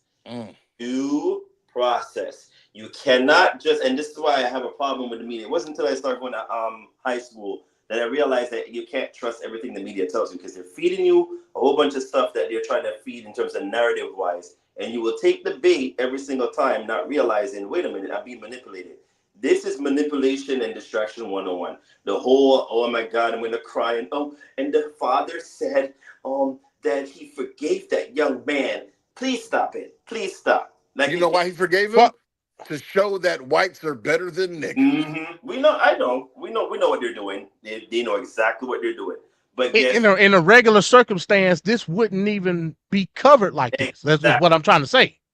It's because it would be covered. It's a black kid killing a white kid. We have to push that to the front. It has to be pushed to the front. Like, this is insane. And I'm telling you right now, I don't know. If I had to guesstimate within a year's time, maybe a trial will start or something like that. I'm telling you, this verdict is gonna hang on the ears of every black person in America. This might be another one of them long summers. Yes, it's going to be a tipping point again. I've called this last time with the George Floyd thing. I think there's always a tipping point, but I think there's going to be a point of no return. How much more do black people have to go through in this country before you get to a tipping point where nobody's going to give a damn anymore? I think it's getting there. I've been saying it like this. You're just going to keep poking the bear until the bear eventually just claw your ass back. And these niggas ain't going to do nothing. Stop lying, twin. Really, twin? You don't think they won't do something? These These niggas are so happy to have their iPhone, so happy to have a Walmart. They ain't doing shit. I These don't niggas think ain't do them niggas that would have did something, they murdered them in the 70s. True, but These niggas don't even these niggas Black MAGA ain't gonna do nothing. You may be. Go ahead, MD. Because I was about to segue. Finish up your thought. These niggas don't want to grow. They can't be bothered to grow a tomato. You think these niggas gonna go to war? These niggas ain't going to. Yo. I watched a guy the other day. He was saying how he was sitting there. He was with his brother, and a cop hit his brother, and he knocked the cop out. And they were looking at him like, you can't do that. And he's like, no, what I can't do is sit there and watch a man beat my family down. And I looked at this guy and I thought, sir, you are the only person left like that. Because everyone else would have pulled their camera out. Yeah. It's incredible to me that ain't no footage. I don't know what we talk about a stadium full of teenagers. I'm telling you, where the hell is the footage at? There is footage. It's being suppressed. There is footage. Because if they got footage of a little boy, if they got footage of a kid slapping a teacher and the teacher whooping his ass, if they got footage of the women trying to woo the little kids to give them some baby dick, there's footage of this. There's footage of everything. They would have. You know how you know there's footage? Because even if they didn't catch footage of the stabbing, they would have caught footage of the aftermath. It was a high school game, a high school track. All they do is record shit. Right. That's all they do. They wake up in the morning and start recording themselves waking up. That's all they do. There's hella Get ready with me. The police, exactly. The police are suppressing it because it's not. I'm telling you, one way or the other, they're either trying to suppress it because it's gonna make the white boys look bad, or they don't want. You know what I'm saying? I'm telling you, there's money going around. There's something suppressing it. That's all it is. There is videos. There's videos of me walking around. I don't even go outside. All right, so let's transition to the last part of this. So I give pushback in the sense that the amount of support that I done seen for this young brother has been extraordinary. There was a legal fund put out. I forget what it's called. It ain't GoFundMe. It's another one of them things. I heard he had a GoFundMe and they crushed it. They're trying to crush it. Give, see, and go is what it's called. The goal was $300,000 for top notch legal representation. They've well exceeded that. Well exceeded. Nice. Inversely, the GoFundMe for the funeral services of Austin Metcalf is dwarfed compared to what Carmelo Anthony done raised. Now, I'm not saying that's a good thing or a bad thing. I'm just saying that I'm saying that this may be a moment where black folks rally behind a young man. Like I said, I to me, I'm looking at it like I need more information. I'm not saying I ain't behind him. It sounds like self-defense. It sounds like a clear self-defense. It definitely sounds like self-defense. But again, I must play my role. Hey, I must play my role. How about the two black guys that got hung and they said it was suicide murder, and now they realize they were killed? Where's the news coverage for that? In Georgia. The two Yeah. We just can't keep this so many. You got two athletes. You got two athletes stabbing each other. They hung niggas. No coverage though. Okay. I'll be quiet. So I'm gonna play this last video, and this is of a dude named Black Alpha Network. Now, let me give a caveat. This person is a dumbass. He's a Tariq Nasheed clone. He talking the same mannerisms and colloquialisms as Tariq Nasheed do. He's a clone. Yeah. He one of these FBA retards that don't understand reparations at all. But I want y'all to listen to him and see if he got a point on some of the things that he's saying. And we're going to give our closing on this particular situation. And look at my girl picture. Here for the next 50 years and explain ourselves. But I'd rather just go ahead and put in work. Put in work is a lot better than explaining yourself. And then remember, fam, the person you're trying to explain yourself to, they don't give a damn what you got to say because they're the one who created the problem. You think these people don't know that a debt is owed? They're the ones who created the goddamn debt. You think these people don't know that you're out here being harmed? They're the one out here harming you. So what the hell are you sitting here talking to them for? The days of talking are over. The days of action are in full. We've already established why the debt is owed. And we're not going to sit here and explain for another 15 goddamn years. Go get the goddamn money. We're evolving our message as well. We're evolving our warrior class. We're evolving everything we do. We're going into the second phase of this era, y'all. We all getting older. We all getting older. We're not going to play that game. Y'all see that situation going on down there in Texas, right? We're not going to play that same game where one of us gets harmed. They start making GoFundMe pages for the assailant, and then we sitting there toe down. Now you seeing we defended ourselves down there, and what's happening? We making a GoFundMe for our own people. You see the difference now. We're changing the game. It used to be we get harmed, and then the person who harms us, the assailant, this person ends up becoming a millionaire. George Zimmerman, these people made the bag. Now look what's happening.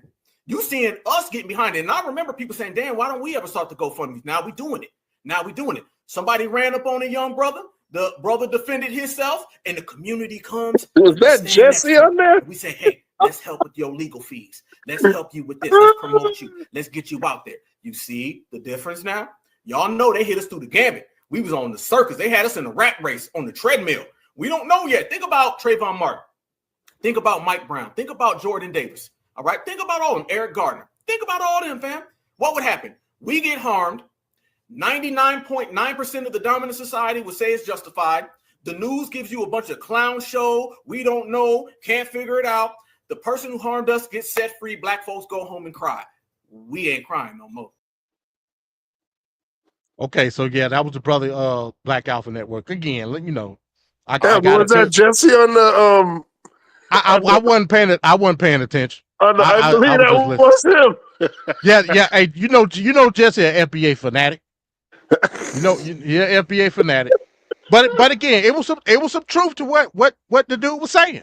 Oh yeah, but that's always the case. That's my dream. I feel like we should have did that for Kaepernick. Kaepernick should have been the first one. But so maybe, just maybe, mm-hmm. we and again, like I said, the way I view law and the way I have my perspective on how I have an outlook on law, that's all well and good. You know what I'm saying? But at the end of the day, we got to do right is right and wrong is wrong. At the very least, despite what our viewpoints are, we can at least defend certain parameters around right, wrong. As it pertains to law, of course. I ain't gonna shy away from that. But distinctively, what I believe and what we all concisely believe in, the brother defended himself. I ain't no way in hell he just pull out a knife, no goddamn reason.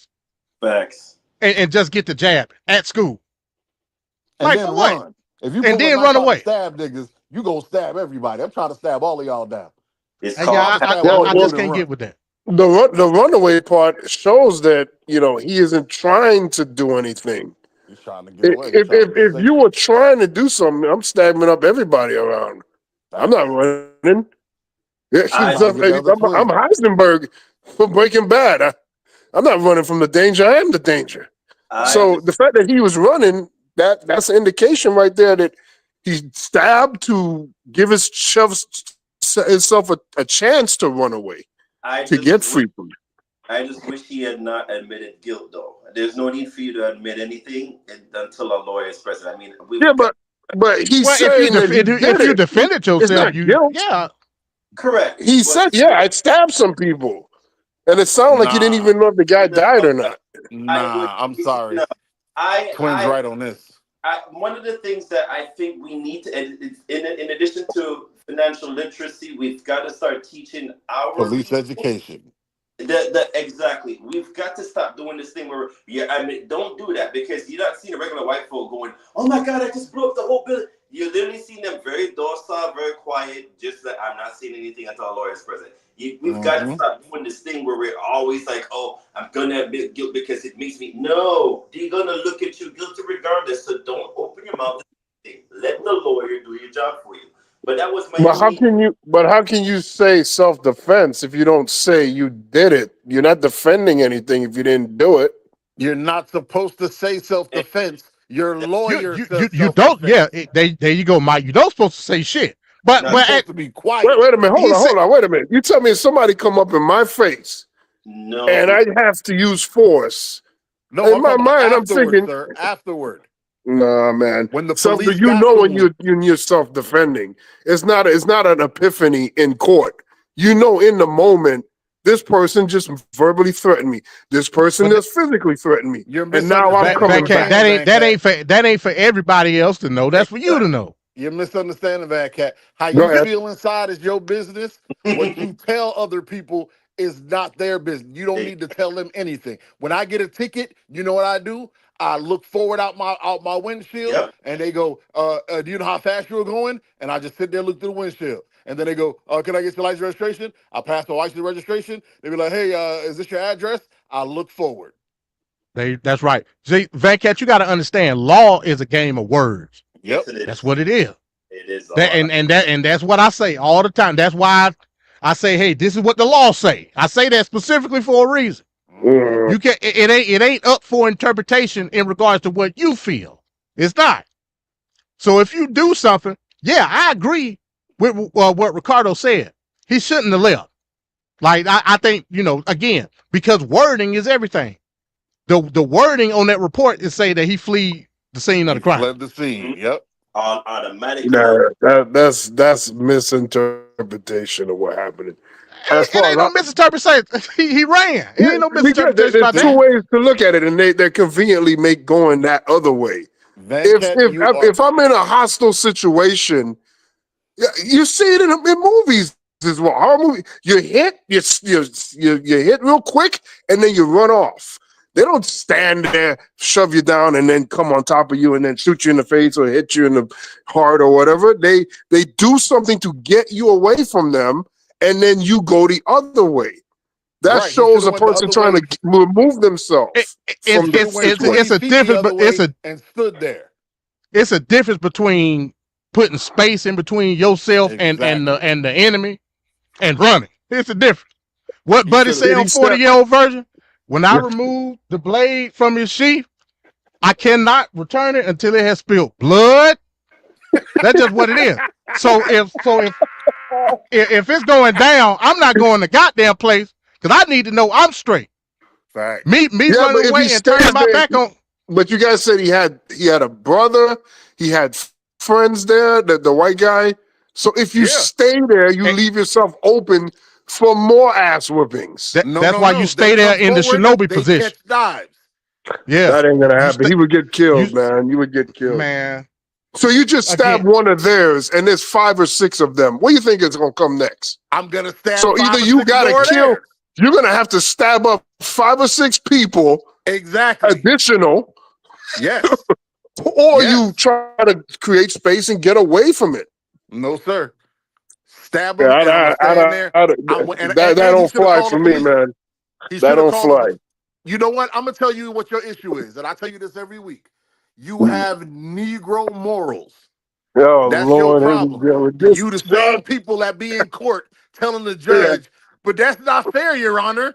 And the judge look at you and go, "This ain't about fair. A fair is a place where they judge pigs. This is about the law." You need to get that mentality out of your mind. Fair. So you're in other words, you're telling me to take some lumps or my life being ended for the fact that it's going to look a certain way in the eyes of some crackers? No, man. You know who the crackers that is going to look? You know who the crackers is going to look? You know who the crackers are that it looks away at? They're called the jury. Right, and I believe that in a jury setting, when it's being said, any rational person could understand if a person's attacking me, you try to do something, hurt them or stab them, and then you run away. Because I'm not Bruce Lee. I'm not trying to have no big fight. I'm not Blade. Who's going to be in the jury? Hey, I'm just saying, man. I'm just saying. You got these especially in tumbleweed, Texas. Spiritual viewpoints. Niggas is not going. You're not going to make it, sir. You keep believing right and justice. Superman don't really exist, Van Cat. Oh, I know that. Superman ain't saving nobody unless you're a cat or a white woman. Okay, you ain't getting saved. So you need to accept the truth. This is the truth. He's not gonna get a free shake there. What you guys are saying is this guy should have took some lumps and not defended himself. I'm saying That's what he you're should have saying. stabbed the guy. That, He should have stabbed him, ran away a good 20 feet away, stood there and called the police on his phone. Right. they would have just came after him. Stood in the ninja guiding position and did that. Now I can agree with that part. Run off and you call the police. That's what I said. That's what he Not run should have off. done. Get yourself 20, 30 feet away. Call the police while you're standing there watching them. And they got to run 20, 30 feet to get to you. You're on the phone to police. Hey, I was accosted. These gentlemen tried to jump me. One of them got injured. Can you please send police? But again, when you're in the heat of the moment too, you may not have that presence of mind as well. When adrenaline starts kicking in and you're in that moment, it is very easy to not do those things you consider to be sensible after the fact. Which is why Quinn said we need to teach people to do it. That's what started the whole I ain't thing. taking no lumps. I'm not taking no lumps for Nobody said optics. take any lumps. You invented Yeah, it. that's what you guys pretty much said. No, You said he's wrong because Van Cat is talking about fight or flight. Right, he's talking about fight or flight. He basically saying, look, it's either you run away from the situation or it's gonna be Kill Bill, everybody dead. Yes. It can't be nothing in between. Is what it Van ain't Cat gonna is be saying. nothing in between because I just stabbed one of theirs. They're not gonna just stand there and just be like, "Oh my God, he stabbed them." They will if you in the ninja guiding position. They will. Plenty of people do that. First of all, you got to be a I've been ninja. right next to somebody who was stabbed, and I stood there like, "Hey, he hurt." Ooh. Nah, man, what you guys saying are crazy. You guys want people to take lumps for no reason, possible death. What lumps because are you talking about? You literally said go to ninja position, like that's going to create some sort of magical force field. Yeah, you guys are wild, man. If Van Cat, if you three are trying to jump me, okay, you three and Trevor, and I stab Trevor in the leg, and I run 30 feet away from you. Now you're all standing there around Trevor, and I'm 30 feet away. Where's the lumps happening? You know that people have legs, right? And I have legs too. So if you come near me, they can't I keep continue moving to back. come after you. I keep running then. Now you're chasing me. Now you're chasing me. See the difference? There's no lumps. You're chasing me. If you catch me, you catching this knife. But if you don't catch me, you're the aggressor. I'm running away. I'm stabbing niggas and I'm them leaving. I'm stabbing and leaving. Like I said, Van Cat he's got Negro moral thoughts. Whatever. However they feel, they think I'm how gonna start they feel. I'm gonna start calling you lump because you want me to take some friggin' lumps for no reason. I ain't taking no lumps, man. I want you to make a stabbing distance, and leaving, and then I want you to be on the phone with the police. So if they chase you, you can go, dispatch, they're chasing me. I'm running. If they catch me, I'm going to defend myself. If you have people to think that way. Hey, look here. You're a black person in America. If anybody tried to harm me or invade my space any way, shape, or form, and I verbally say get off or don't mess with me, anything happen after that, that's your ass.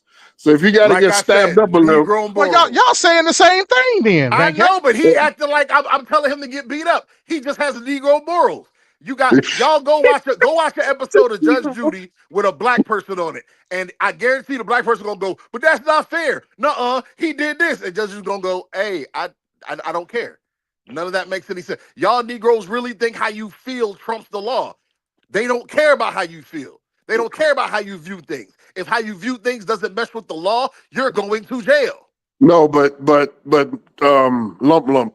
Understand that there's actual people that when they say to stand your ground law, when they say they feel threatened, they then unload lethal force on people. This is literally the same thing, just with a knife. That's all I'm saying. Van Cat, you can't threaten me. You can't threaten me and then think you're going to stab him, stand your ground, stab him, then separate from them. And if I stand my ground, I gotta kill 6 niggas. I gotta kill 6 people if I stand my ground. What's more important, killing 6 niggas or you living? Oh man, it ain't no in between with Van Cat, man. It ain't no in between with him, bro. Exactly. Van Cat lives in a world of black and white. It's either get the hell on or it's Terrified 2. Either one. I'm just saying. It's either one. It's a bloodbath. It's You're got to damn be. right. It's got to be a massacre, or he's Odell Beckham. Well, there you go. All right. So we're gonna move on to the last subject. These disappearances. So we know ever since Trump got in the office, he's talking about deporting people. Have I seen any type of statistics of actual deportations? No, it ain't none. If anybody was wondering, and shout out to the resident MAGA maniac Kelly. There is no statistic. So let's take a look at some of these people. Well, first we're gonna watch a 60 minutes clip and see this notorious El Salvadorian prison that hell me and you might be going to after a while. Well, I don't know yet. We'll see. I got my Jamaican passport. Y'all better find me. So let's take a look at that. What's going on down in El Salvador? Then we're gonna come back. The administration has yet to release the identities of the Venezuelan men it sent to El Salvador last month. We obtained internal government documents listing their names and any known criminal information. We cross-referenced that with domestic and international court filings, news reports, and arrest records whenever we could find them. At least 22% of the men on the list have criminal records here in the United States or abroad. The vast majority are for nonviolent offenses like theft, shoplifting, and trespassing. About a dozen are accused of murder, rape, assault, and kidnapping. For 3% of those deported, it is unclear whether a criminal record exists. But we could not find criminal records for 75% of the Venezuelans, 179 men, now sitting in prison. So that's ridiculous. Of almost the 300 people that's been deported, and this one guy in the front, it looked like somebody done knocked his ass in his head already. Yep. I don't know what's wrong with his head. He got a dent. He got a dent in his goddamn head. Yep. And look how they just shaved the head. They still got some dark patches in their head. They just don't give a damn. They treat them like the Guantanamo Bay Arabs. Yeah, Abu Ghraib. Mm-hmm. I don't know what the hell is going on. So in the report in 60 Minutes, they just showed you over 75% of these people that's down there have no criminal record whatsoever.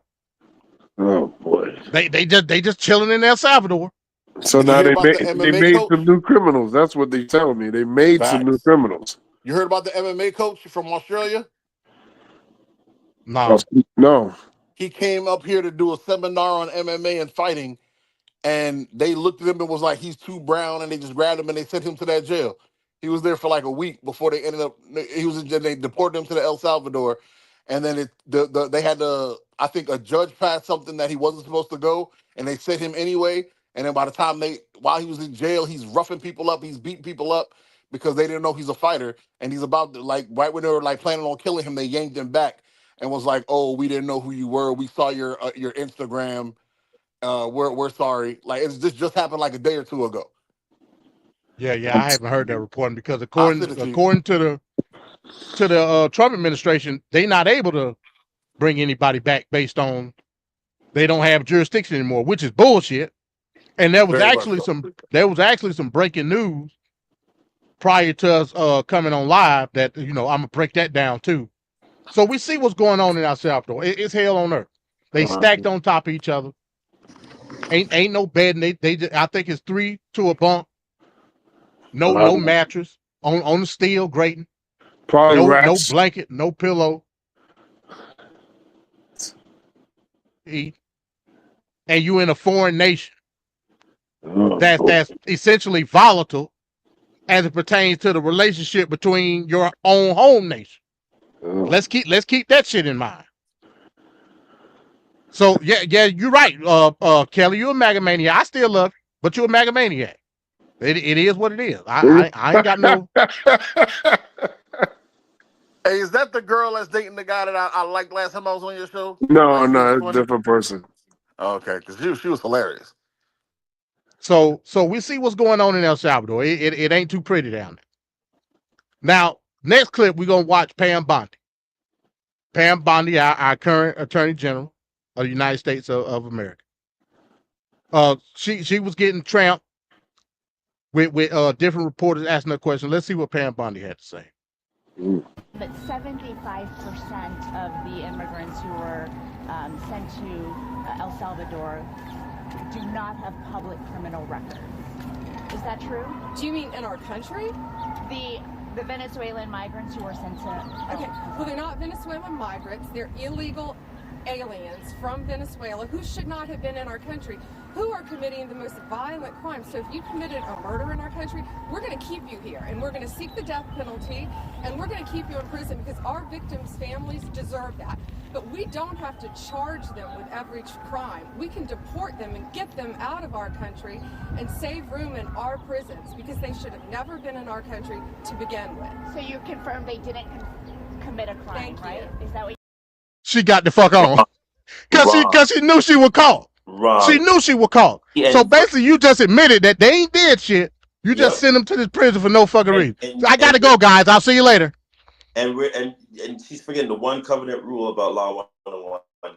They have to be given due process. It doesn't matter if they're illegal or not. You have to do it. This is the problem that I have with this administration, and it's always been a problem where I feel like they're just blurting out crap like how she's blurting out just now. If they were in this country, ma'am, how do we have proof that they are illegal and they're in this country, they committed those crimes? Are you showing us these statistics that you claim that you guys are like pushing out in terms of narrative-wise? It doesn't make any sense. And none of it makes sense. And this is the whole thing where they're now barking at the judges, talk about, the judges are not supposed to. It's called checks and balances. There's no way that you could tell a judge who knows the jurisdiction and knows the law that they are wrong in terms of what they're telling you what to do. If they told you to bring back the people here, bring them back because they're allowed due process. That's always been the case. It should always be the case. You don't come in and then change the rules because you feel like that's not how it works.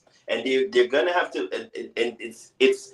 I think there was this one guy from Maryland that they claim was an MS-13 gang member affiliate. Mind you, the guy's a permanent resident. You cannot. This is the same. If we're gonna do this, then what about the what was his name? MD Khashoggi, the guy that they killed somewhere in the Middle East with the whole Saudi Arabia thing. And notice how that got swept underneath the rug. He was also a permanent resident. I could have swore when you become a permanent resident in this country, you're just 1 second away from becoming a citizen. You do not, under any part of the rule of law, then state, no, we're going to kick you out. Mind you, you can, yes, if they committed a crime. But where is the evidence that these people committed the crime? That's what the judges are saying. Show us the evidence. Show us that they did something, and if they didn't, bring them back into the country so that they could. No, they don't want to do that because you're gonna have to save face, just like how she looked like a flipping blonde moron idiot on live TV, almost just about to admit that the people didn't commit no crimes, and that no, I'm just gonna walk away from the camera. No, man, stand in your truth and tell the people what the media what it is that your so-called president told you what to state. This is crazy. This should be like setting off alarm bells in people's minds. And I get it. It's a whole white supremacy thing, and everybody's doing the rah-rah. Trump said. But remember, y'all, it's the whole balance of checks and balances. And yes, Twin will say, what are you talking about? But we have to go by that. That's the rule of law. It's always due process first. When did we start skipping all of this? This is nuts. This is beyond what in the Gestapo back in the Germany days are we doing? What are we doing here? What is this? This is nuts. Well, what they doing is the Alien Enemies Act, and that's what you got to keep in mind. All of this is being based on this old ass law saying that we under attack, and all these foreign nationals of this country that we under attack by gotta go. We're not under attack. Everybody knows we ain't under attack, but we gonna use that particular law. Yep. In order to spin it and justify what we're doing. As time we used the alien. I believe it was during World War II. Yep. After Pearl Harbor. Correct. I believe we rounded up all the West Coast chinks, Japanese chinks. The Japanese. And put them in internment camps. And they had to pay reparations. And told them, oh, you're going too fast, Carter. You're going too fast. We put all these Japanese people in internment camps. Yes, we did. Told them, hey, look, you got to stay here till the war is won. Pretty much, you can't go nowhere. On down the line in the 80s, we paid them people reparations, just like you said. This time around, it's even fucking worse. We're sending their ass to a foreign country and giving them buzz cuts and beating their ass. It's even worse. And not giving them due process, by the way. We have to put that in not giving them due process whatsoever. Crazy. Under the Alien Enemies Act. I'm not saying it's not. It's law. I'm saying the way the Alien Enemies Act is being used is even worse than it was used in World War II. Absolutely. Worse. Them folks got paid. What you think finna get ready to happen to Chico? He finna get paid. He gonna get his ass beat prior to getting paid, but he gonna get paid. And you got niggas, and now this is where I'm finna rant. You got niggas on social media celebrating this shit. Niggas that talk about reparation. That's crazy. Illegals out of our country because we want the sweeping job. Nigga, those sweeping jobs are for niggas. We don't want the Beaners to have a sweeping job. That's our job. And then turn around and talk about reparation. That sounds like Black MAGA. And these same people is about to get reparations before your black ass. Yes, they will. Yes, get ahead of the table. As soon as the Democrats get into power, it's over with. Yep, midterms is 2020. It's over with. I can guarantee. Michael Vancat, y'all got anything on this before I move to the next video? No, go ahead. Okay, so let's check out, and again, here's another just damnable video. Damnable. Let's check out this video right here. Here at CCOT today and visiting this facility. And first of all, I want to thank El Salvador and their president for their partnership with the United States of America to bring our terrorists here and to incarcerate them and have consequences for the violence that they have perpetuated in our communities. I also want everybody to know, if you come to our country illegally, this is one of the consequences you could face. First of all, do not come to our country illegally. You will be removed and you will be prosecuted. But know that this facility is one of the tools in our toolkit that we will use if you commit crimes against the American people. Wow. Go ahead, Vancat. Go ahead. Well, she's just trying to intimidate people. Yes, she is. And make it sound like they're actually doing things. This administration is super incompetent, and I don't trust or believe in anything that they say. That's all I gotta say about that. Every time I see it, she pops up on my damn YouTube all the goddamn time with those sponsored videos. I can't hit skip quick enough. But what kills me though is that that's why you got to get YouTube Premium. YouTube Premium. She want to stand in front of those men, mind you, and wear a Rolex watch. Like girl, what you doing? You trying to make yourself look like an ordinary damn citizen. And perpetuating this whole imagery, but you wearing a Rolex watch though in front of really, this is I don't know, the optics for me just doesn't blend, but it doesn't surprise me. What are you doing? Ma'am, you're in a different country talking about isn't she physically on foot in El Salvador in the prison talking about if you commit crimes and again, show us the evidence that these people did commit these crimes. It's one thing to then do the whole imagery and do the whole media circus and what. Show us the image that the imagery. Show us the stats. Let me see proof that they actually did something, because what this is beginning to sound like to me is them going over just to round up any and everybody and just send them off to a foreign country, because again, we want to make it look like we went on the campaign trail. We said we're going to get rid of the illegals and all the murders and rapists and all that. But where is the evidence? This is where I want the American people to be like, yo, show us proof. If Mike said he did something and you have proof of it, it's one thing. But if he didn't do anything, where is the proof of it? Because you're just going to round up people, just send them off. This is beginning to sound like Germany in World War II. What are you doing? This is crazy. But I digress, because this is what y'all voted for, right? You having remorse yet? It's gonna get worse. Hell in the handbasket. Where's the video, Venkat, when you need it, damn it?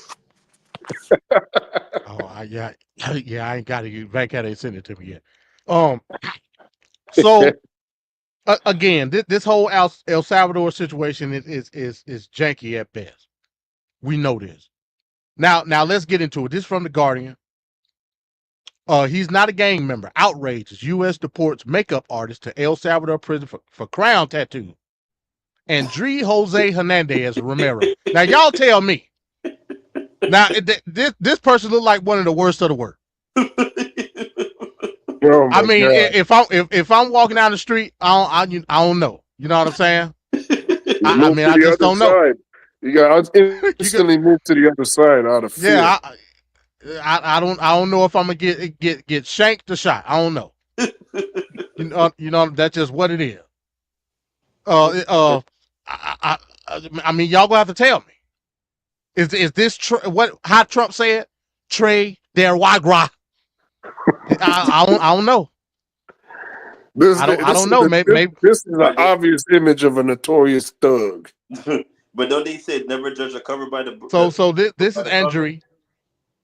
It says for as long as anyone can remember, Andre Jose Hernandez Romero was enthralled by the annual. Now these are the tattoos that got him into El Salvador. These are the tattoos right here. Let's see them. And another crowd say dad. And that got him to El Salvador. Crazy. Those tattoos, really? I'm thinking it's like a big old mural on the back of it. This picture right here. This picture right here may have got him. This one. Wow. That picture right there may have got him right there. Wow. This is crazy. Or if you want to look at tattoos, look at Pete Hegseth tattoos. He got all kinds of white supremacist tattoos all over his body. Well, they done. That's not designated as a domestic terrorist organization no more. So that don't matter. What? Like literally, number one terrorist organization in the world. Well, you got to stay up on what's going on, Vancat. They have came out and said that division in DOJ is no longer there. So there's no more such thing as domestic terrorists. It's not. So there's that. So yeah, this is Andre. I'm talking about sweeter than a bag of Skittles. Wow. And he up out of here. Now here's the part where they're not telling you. He was also, when he was in Venezuela, he was also active in the opposition to Maduro. Maduro is a authoritarian. You never see smoke without fire. So they're not telling you that actually a large portion of these people that are from Venezuela going to El Salvador was against Maduro. They're the resistance. Got you. That's why they're here. Coincidence? That's why they here, Vancat. Exactly. Because they was fleeing persecution in their own fucking country. And not the Cuban way where we're going back vacationing and crap like that in Cuba. They're really fleeing oppression. Yep. We're not hanging out, chilling, and coming back and forth to the United States and Cuba. Just want to call that one out. So I find it very, very like I said, I'm putting my tinfoil hat on. But I think it's very finicky that these people that being deported to El Salvador so happen to be the opposition to Maduro. Did Maduro make that call to Trump? Say, hey, make these motherfuckers suffer. Make them suffer. There you go. There you go. I'm just saying. Just a thought. Just a thought. Man, United States is the villain. Hey, unfortunately, right now that may be the case. So yeah, that's Andre, Queen Andre. So that's one of your notorious gang members, right? So we're gonna leave El Salvador. Now we're gonna go to the Middle East. Let's play another quick video. This will be the last one. Then I'll go to an article. Then we'll get up out of here.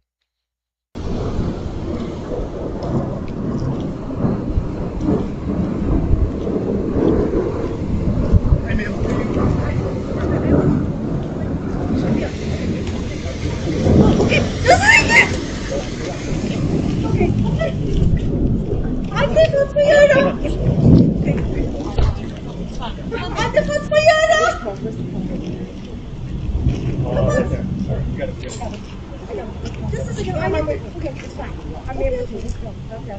Okay. Can I just close the car? Yep. Well, I'm trying to, so you react. Okay. Okay, we're the police. Okay. Okay. I'm gonna take over. Okay, let's go. Ma'am, you got me. Yeah, let's do everything. Okay. Take a breath. No, we're gonna. Can I see your? Yep. We're gonna take it right to the car. Come on. I'll show you everything. Okay. Sure. Yep. You're fine. I understand it's scary. We're the police. We're the police. We're the police. Yeah, you don't look like it. Why are you hiding your faces? Why are you hiding your faces? Yep. Take everything. Yep, I'm gonna get the gas mask. Yeah, we're gonna take a look. I see some faces here. How do I know this is the police? It's like, oh, hey, you're the police like me.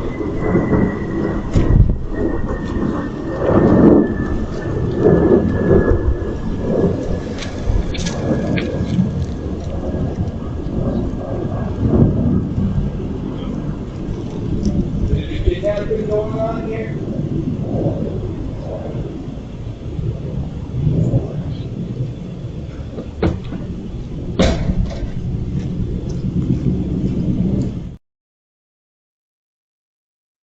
Now, y'all let me know how y'all would react. I'm just chilling, walking down the street. Mm-hmm.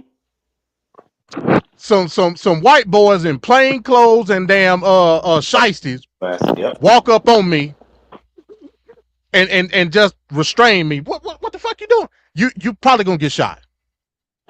Yep. I have to eat that charge. Yep. Notice she didn't calm down until the dude that was actually in uniform walked up. Mm-hmm. She didn't know what the fuck was going on. We don't know who that is. If I was walking, I wouldn't know who that is either. Like what in the espionage, movie scene, criteria is going on here. This is crazy. This is what we're doing now. They got all these killers out here, and they're arresting. This is where they focus their resources, time, and energy on. So like it's ridiculous. You got all these notorious criminals out here killing people, and that's the type of arrest we're doing.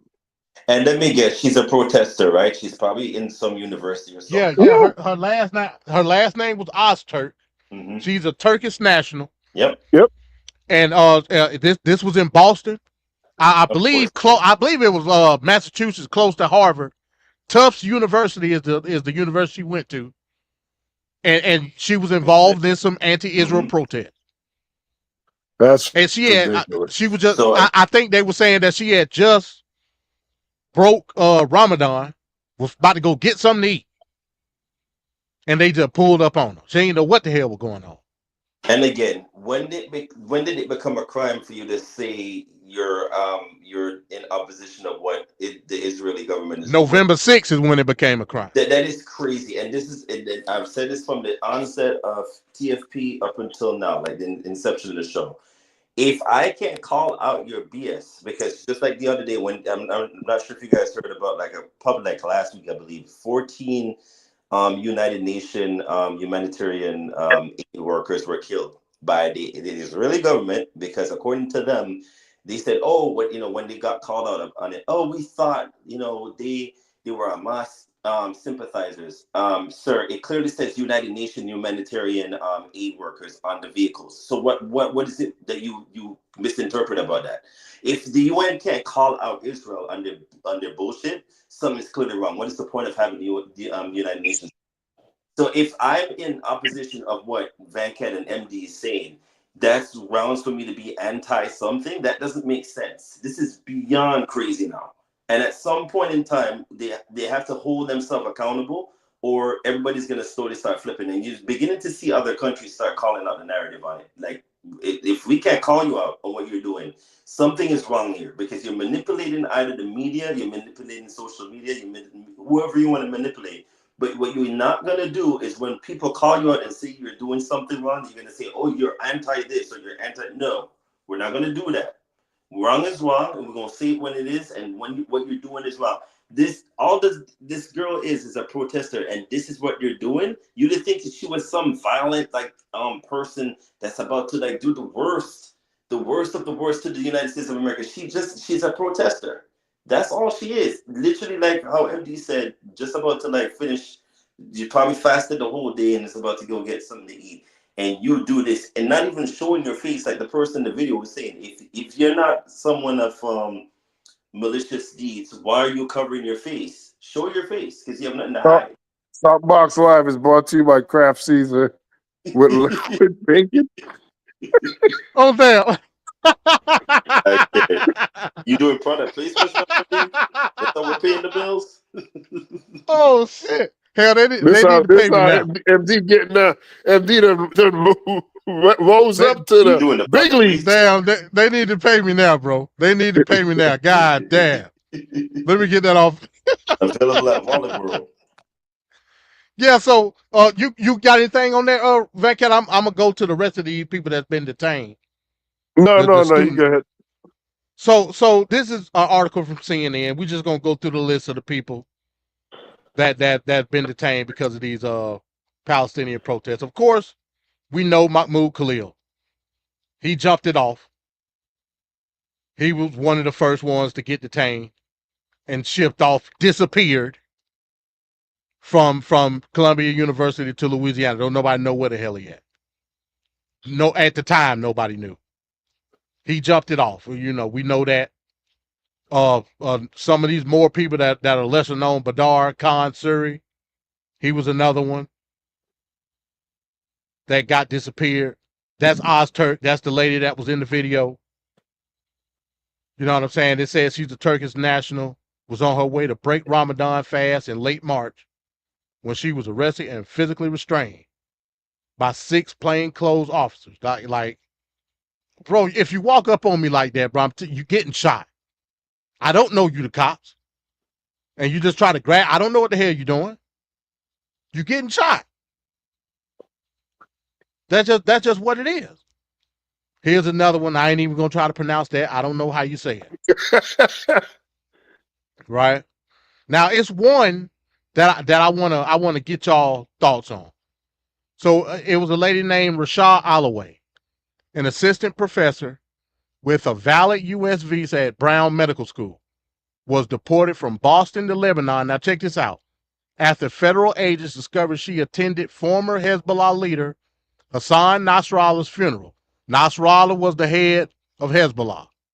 And remember, Israel bombed the shit out of him and killed him. Yep. She went to his funeral. We're going to stay on this one for a minute. Do y'all think it was justified for her to be deported? No. Did she commit a crime? No. Technically, no. She didn't commit a crime. But that's the point. That's what we're trying to none of this makes sense. So this is the United States. You can't be forcing things on people like that. If she wants to look at it, she looks at it. Right. There are people in this country. There are people in this country celebrating Hitler right now. They're not in jail. You're right. Swastikas and all. Kanye West. You're right. This is crazy. You are absolutely right. So it's a thin line. Yeah, and that's what I'm saying. Do I celebrate her going to a damn foreign nation that's said things about America that I don't. Do she have a right to do it? Absolutely. Absolutely. She can do whatever the hell she want to do. As long as she don't act upon any intentions that she may have. She got every right to do it. That's just a fact. So, I know some people had mixed feelings about that particular situation. If you're for freedom, you got mixed feelings. You ain't about freedom. It's about you 100% right, Venkat. 100%.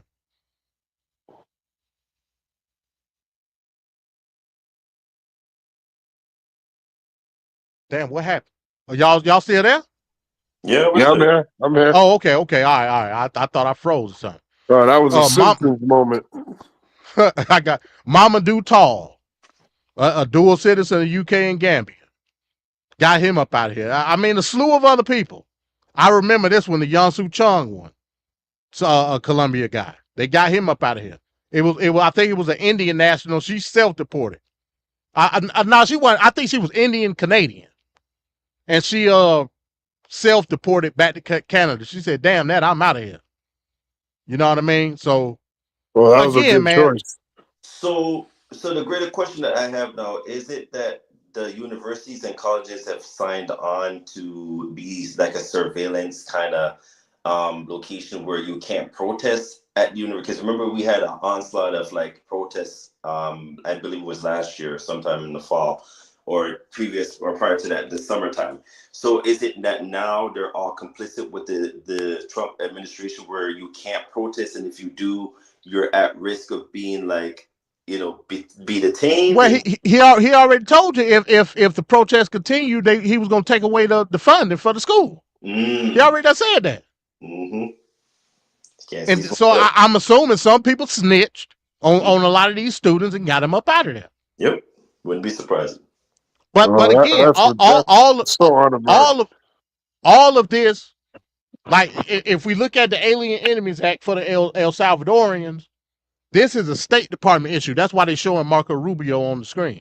So when Marco Rubio will get deported? That's spineless. Hey, it's so oxymoronic at the end of the day. Beyond oxymoronic. So you're right about that. But ultimately, it is a fact. Marco Rubio, as state secretary, has the ultimate say on acceptance of visas, like he do. That's part of his job. Is he taking advantage of certain parameters? Hell yeah. And like I said, at the end of the day, I'm telling you, man, it's house of cards, bro. A lot of these people are going. You thought it was bad after J6. Wait till I'm telling you, man. When the Democrats get back in the office, this shit is going. Man, it's going to be night court. And I think they know because they send out. There's a lot of infighting going on now. Not to go off topic, but there's a lot of infighting going on right now in the Trump administration, which a lot of people are not aware of. Elon against what's his name, and then there's a whole bunch of people. Because remember, Trump might want to be talking about going for a third term, but some of these people have to be reelected again, and you're beginning to see the signs of these town hall people again. We didn't sign up for none of this shit. We told y'all what we wanted. We could have swore, Trump said he was going to fix because he said he was a businessman. But we didn't sign up for this. And so they're giving the warning signs like, listen, we're almost at midterms. If you guys continue with this crap, because it doesn't even look like the tariffs thing is going to work out, we will vote y'all asses out. And they're dead ass serious. And I think the Republican Party is now going, wait a minute now. Y'all might be secured at the top, but what about us at the bottom? Because when we have to face these people's wrath, we don't know what's going to happen. And they're literally saying the Democrats now have a chance, if they get their act together, could literally come back in. And this is where Elon Musk was saying last week, like, if that happens, also Steve Bannon said the same thing. Don't be surprised if they come after us and start putting people in jail. And that's exactly what MD is saying. Don't be shocked, because that's literally what's going to happen. It's going to happen. It's definitely going to happen. And speak. Go ahead. No, I just wanted to say this real quick. There's this thing about the Democrats right now. Everybody's acting like Democrats are like in this so bad place, this so bad space. If you rewind back a year ago around this time, the Republicans were in the worst place. They had multiple House speakers. They couldn't get anything going.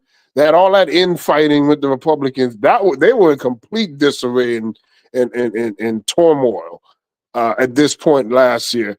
The Democrats just lost an election. Whoop-de-doo. Somebody's going to lose. Somebody's going to win. They happen to lose. But I don't think that the Democratic side of things, they're so in peril and whatnot, especially when you got a dumbass like Trump that's just giving himself self-inflicted wounds. I think the Democrats are going to do what they have to do in the midterms, because United States voters are so goddamn stupid. They just say, okay, you make me mad right now, so I'm going to jump to the other side. And they play this game of chairs where they keep switching seats and they think that's going to solve something. It doesn't. You got to hold these bastards accountable every time. So they're not doing that. Right. But Yeah, just I want to agree say with that. I don't look a lot into like they're saying, oh, it's 27% approval rating of Democrats, and it's more or less that people don't identify the leadership in the Democratic Party. That's what I feel. I don't think when the average person in America looks at the Democrats right now, they don't see anybody that's holding the line. Well, they shouldn't right now because it's not election time yet. So they don't have a clear leader right now. Yeah, I mean, because we're transitioning from old Joe Biden to now we're looking for the next generation of leaders. That hasn't been formulated. There hasn't been an election. There hasn't been any kind of mandate on who should be where. It hasn't happened yet. The election just was 6 months ago, and Trump is destroying everything. So you telling me, Van Cat, you telling me there shouldn't be, we shouldn't have a perspective on who's leading the party right now, even though they're not in power? No, because wow. No, I don't think like the way things happen where everything was in Kamala, they just threw it on Kamala in 3 months and she lost. So now it's like this time to rebuild. This is exactly where they should be at. I don't think there's clear-cut leaders. Like I don't think that what's the name? That guy from California, Newsom. I don't think he's clear-cut like in the bag. He's gonna get it. I don't even really think it's clear-cut that the guy that ran for the VP, Tim Walz. Walz. I don't think he's clear-cut. That's exactly how it should be at this particular time. Well, what you're talking about is a front runner, though. What I'm talking about is a leader. Technically, right now, Hakeem Jeffries would be that leader. Well, it'd be Chuck Schumer. Chuck Schumer is over Hakeem. But technically, I'm saying technically speaking, he's the leader of the Democrats. Technically. Then it's Hakeem. And then it's the head of the DMC. So, if we're going to be technical about it, but what I'm talking about is, in our perspective, who is the face of the Democrats? There should always be a face, despite whether you in power or not. You know what I'm saying? You never had that situation with the Republicans. You always knew there was a face. Okay, so whether with the it was Mitch. Remember when Mitt Romney, when Mitt Romney was eventually the nominee. Before he was the nominee, there was no definitive person. They reluctantly defaulted to Mitt Romney. He was not their choice because at that point now, that was Mitt Romney's second, third time running. They were not enthused with Mitt Romney being the nominee, but that's all they had. So yeah, this is not the first time. It's not the last time, but this is exactly how it should be. Now, people can make their bids in these times, like AOC. Bernie Sanders already had a few runs, so it's kind of hard, but Bernie Sanders is doing what he's doing. But this is exactly what it should be. It's too early to say this is the face of anything. Right now, they're trying to find their new talking points, their new strategies, and their new identity going forward. Because the old head, Joe Biden, and soon to be Chuck Schumer, because his bitch ass need to get up out of here. Once they finish all that baggage, then they could say, okay, this is where we're going with it. But they can't do that because they still have some baggage left. Okay. I don't disagree with it. I'm saying I don't tie in, like when I say face, I'm not talking about like a front runner type person. I'm talking about the leader who's facilitating political strategy in Congress. That's what I mean by a leader. Yeah, I know what you mean. And I think Hakeem Jeffries should jump right over Schumer. I think Schumer needs to go. Hakeem Jeffries is younger. I think Hakeem Jeffries will do a better job overall. And they need to get to that point where they're forcing that. Just like they forced all that stuff on Joe Biden at that point when they started bailing on him. I think there needs to be a reckoning there. They haven't positioned that to happen yet, but it needs to happen. Okay, gotcha. Okay, so last thing, going back, so this broke like an hour before we went live. So the Supreme Court got involved with the situation of this young man. Supreme Court says Trump official must facilitate release of wrongly deported man. This just broke an hour before we went on. The Supreme Court said Thursday that the Trump administration must facilitate the release of a man the government admitted it wrongly deported to El Salvador, sending the case back to the judge who ordered his return for further clarification of her order and leaving the ultimate fate of the case number. If we remember, let me see what the guy's name is. Kilmar Abrego Garcia. The Trump administration admitted that through some type of clerical error, he got deported to El Salvador to the prison, and it was wrong. But they said they couldn't do anything about it because it's out their jurisdiction now. That's the dumbest shit I ever heard in my life. So MD, go ahead. So MD, it's not just good enough that they got to do that. They got to get some money because this guy's life done got altered in all kinds of ways, mentally and physically, probably. So I asked the question then, Vancat. The title of the show is "The Truth About the Trump Disappearance," and in parentheses, reparations ? That's exactly what I'm talking about. Yeah, this man will be receiving reparations. He damn sure should. And I use that term. I use that term loosely. It's not reparations, but it'll be compensation. I'm trolling with the reparations term, but it'll definitely be compensation. Yeah, it has to be in the millions. Absolutely. Has to be in the millions. It can't be, oh, here's 100,000. Goodbye. It's got to be in the millions. That's a hell of a thing. You take a person's life and just fundamentally, just drastically change this nigga life. That's ridiculous, man. Right. And remember, if we're in that situation, we're used to going to work, being with our family, doing our thing, and out of nowhere, some guy, ICE or whoever the hell, come up to you and they just turn your life upside down. You didn't do nothing wrong. Now you're in a prison. Now you're getting beat up. Now you're getting all this other stuff. And then they say, okay, oh, my bad. And they just release you and you're on your way. Hell no. They better give me 400 million. Right. So on Monday, well, remember last week, I believe it was Friday, a judge ordered that he needed to be back in the States by, I believe they said 12 o'clock Sunday. And if he didn't, he was going to put the Trump administration in contempt of court. Oh, that's good. They actually have a mandated time. That's great. That's great. Well, that was before. Chief Justice Roberts of the Supreme Court on Mondays gave a stay of that order. Now, the Trump administration took that as a win. They was like, yeah, see, the Supreme Court say we ain't got to do nothing. You mean that corrupted Supreme Court that's contaminated? Well, it can't be too corrupted in this particular matter because they voted 9-0. Yeah, okay, well, that's good. Unanimous. It's the most illegitimate court, but whatever.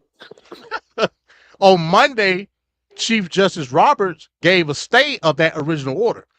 The Trump administration took that as a win, thinking that the Supreme Court was on their side. In reality, Roberts was saying, hey, look, we need time to look at the case ourselves.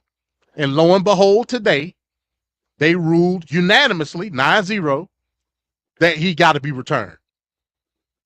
Now, not only that, this sets a precedent now. Yeah. This sets a precedent that all these other people that have been wrongly sent to this goddamn prison need to be returned. Which is a lot of them. It's the vast majority of them, if you ask me, according to the 60 Minutes report. Exactly. And there go the incompetence thing with Donald Trump. Everything is so sloppy. The handling of the economy, the tariff announcements, and everything is just overly done. The immigration and having big spectacles of people being arrested and deported and all this, making a big scene, having cameras record all this. It's all big time shows and it's all done very sloppy. The Doge thing in cutting the government, quote unquote, waste. and then you look into that wall that they have, and more than half of it is illegitimate. How you gonna say you stopping waste because a contract that's scheduled to end next week, you're taking credit for ending that? It had nothing to do with you. It was ending already, and they put that as however millions that's supposed to be. They count that towards it. So everything is illegitimate. Everything is wrong. Everything is just sloppy. And here he goes, just falling all over himself. And what is it doing ultimately? It's creating lawsuits, which they're supposed to be government efficiency. And how is that efficient when the government has to cough up millions of dollars case by case by case by case? So not only did we go through the bad experiences of the Trump administration, but also the big thing they're talking about, government efficiency. They are the most inefficient at it, and they're costing the government more money than they're actually saving. So I don't know what we're doing all this for. Yeah, you're absolutely right, man. So we'll see what's gonna happen. Will the Trump administration bring it back? Hell, the first judge that said it, they basically said, "Fuck that judge. We're not doing nothing." So let's see if they do that to the Supreme Court. Wow. We'll see. We'll see. Tomorrow we'll probably have an answer by then. So, hey, that's tonight's show, folks. Yeah, man. It's too much stuff to handle, man. Yeah, it's a lot. Too much stuff to handle. Too much stuff. Hey, we'll have a slew of other shit next week. So it is what it is, man. Yeah. You got anything else, Van Cat? No, that was it. Great show. Awesome show. Smooth show. My God. Smooth.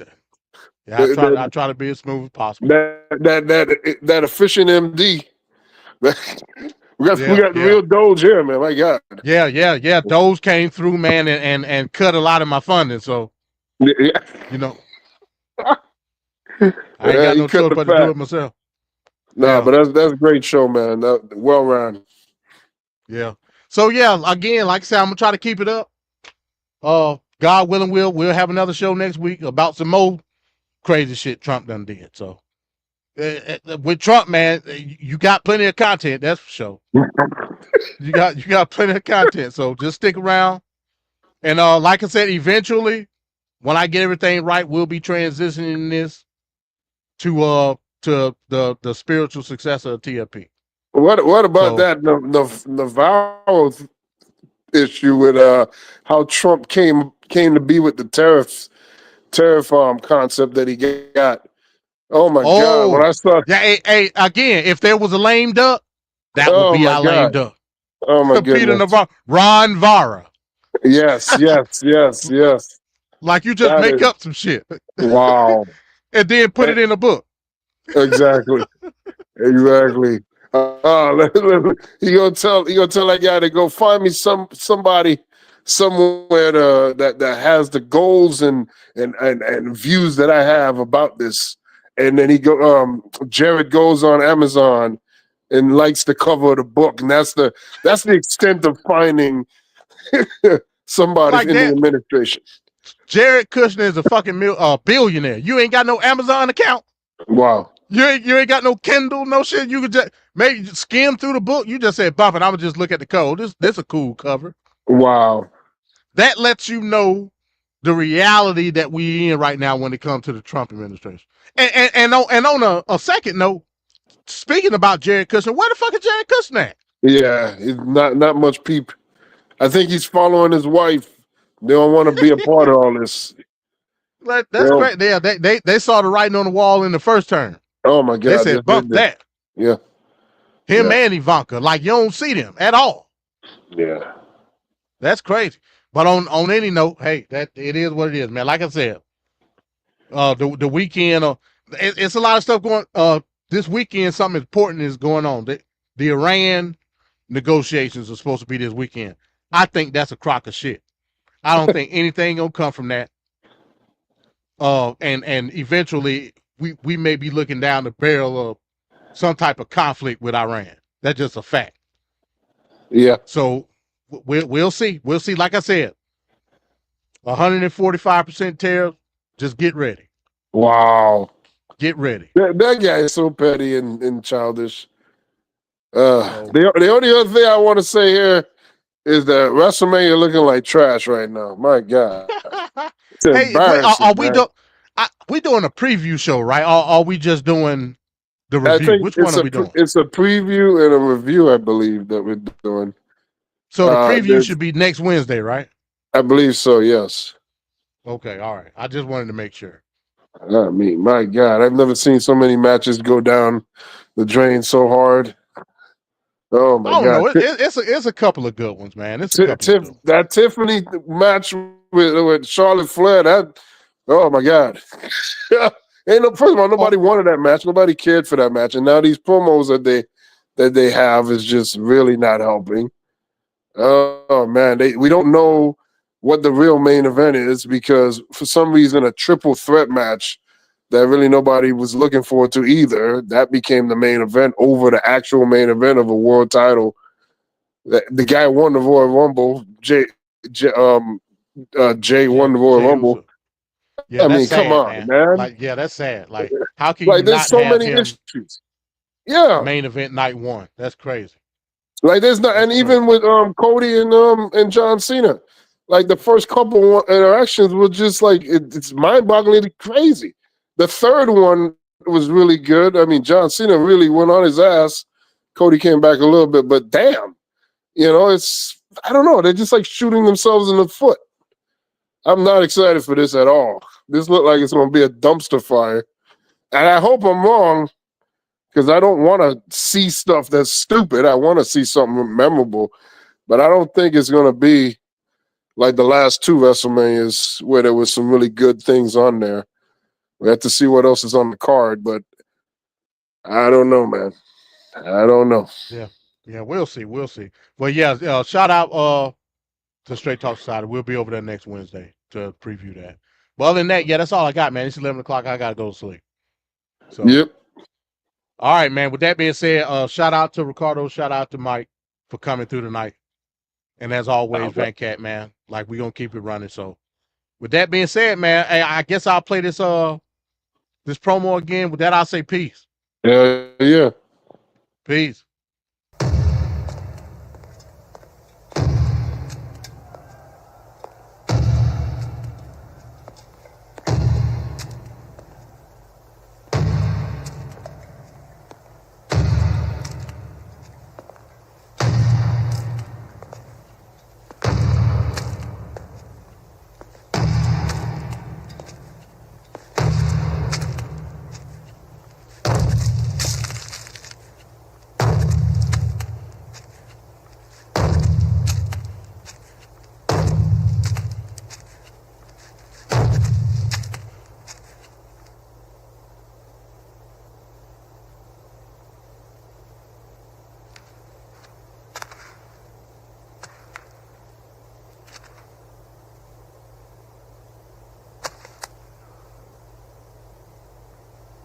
Why?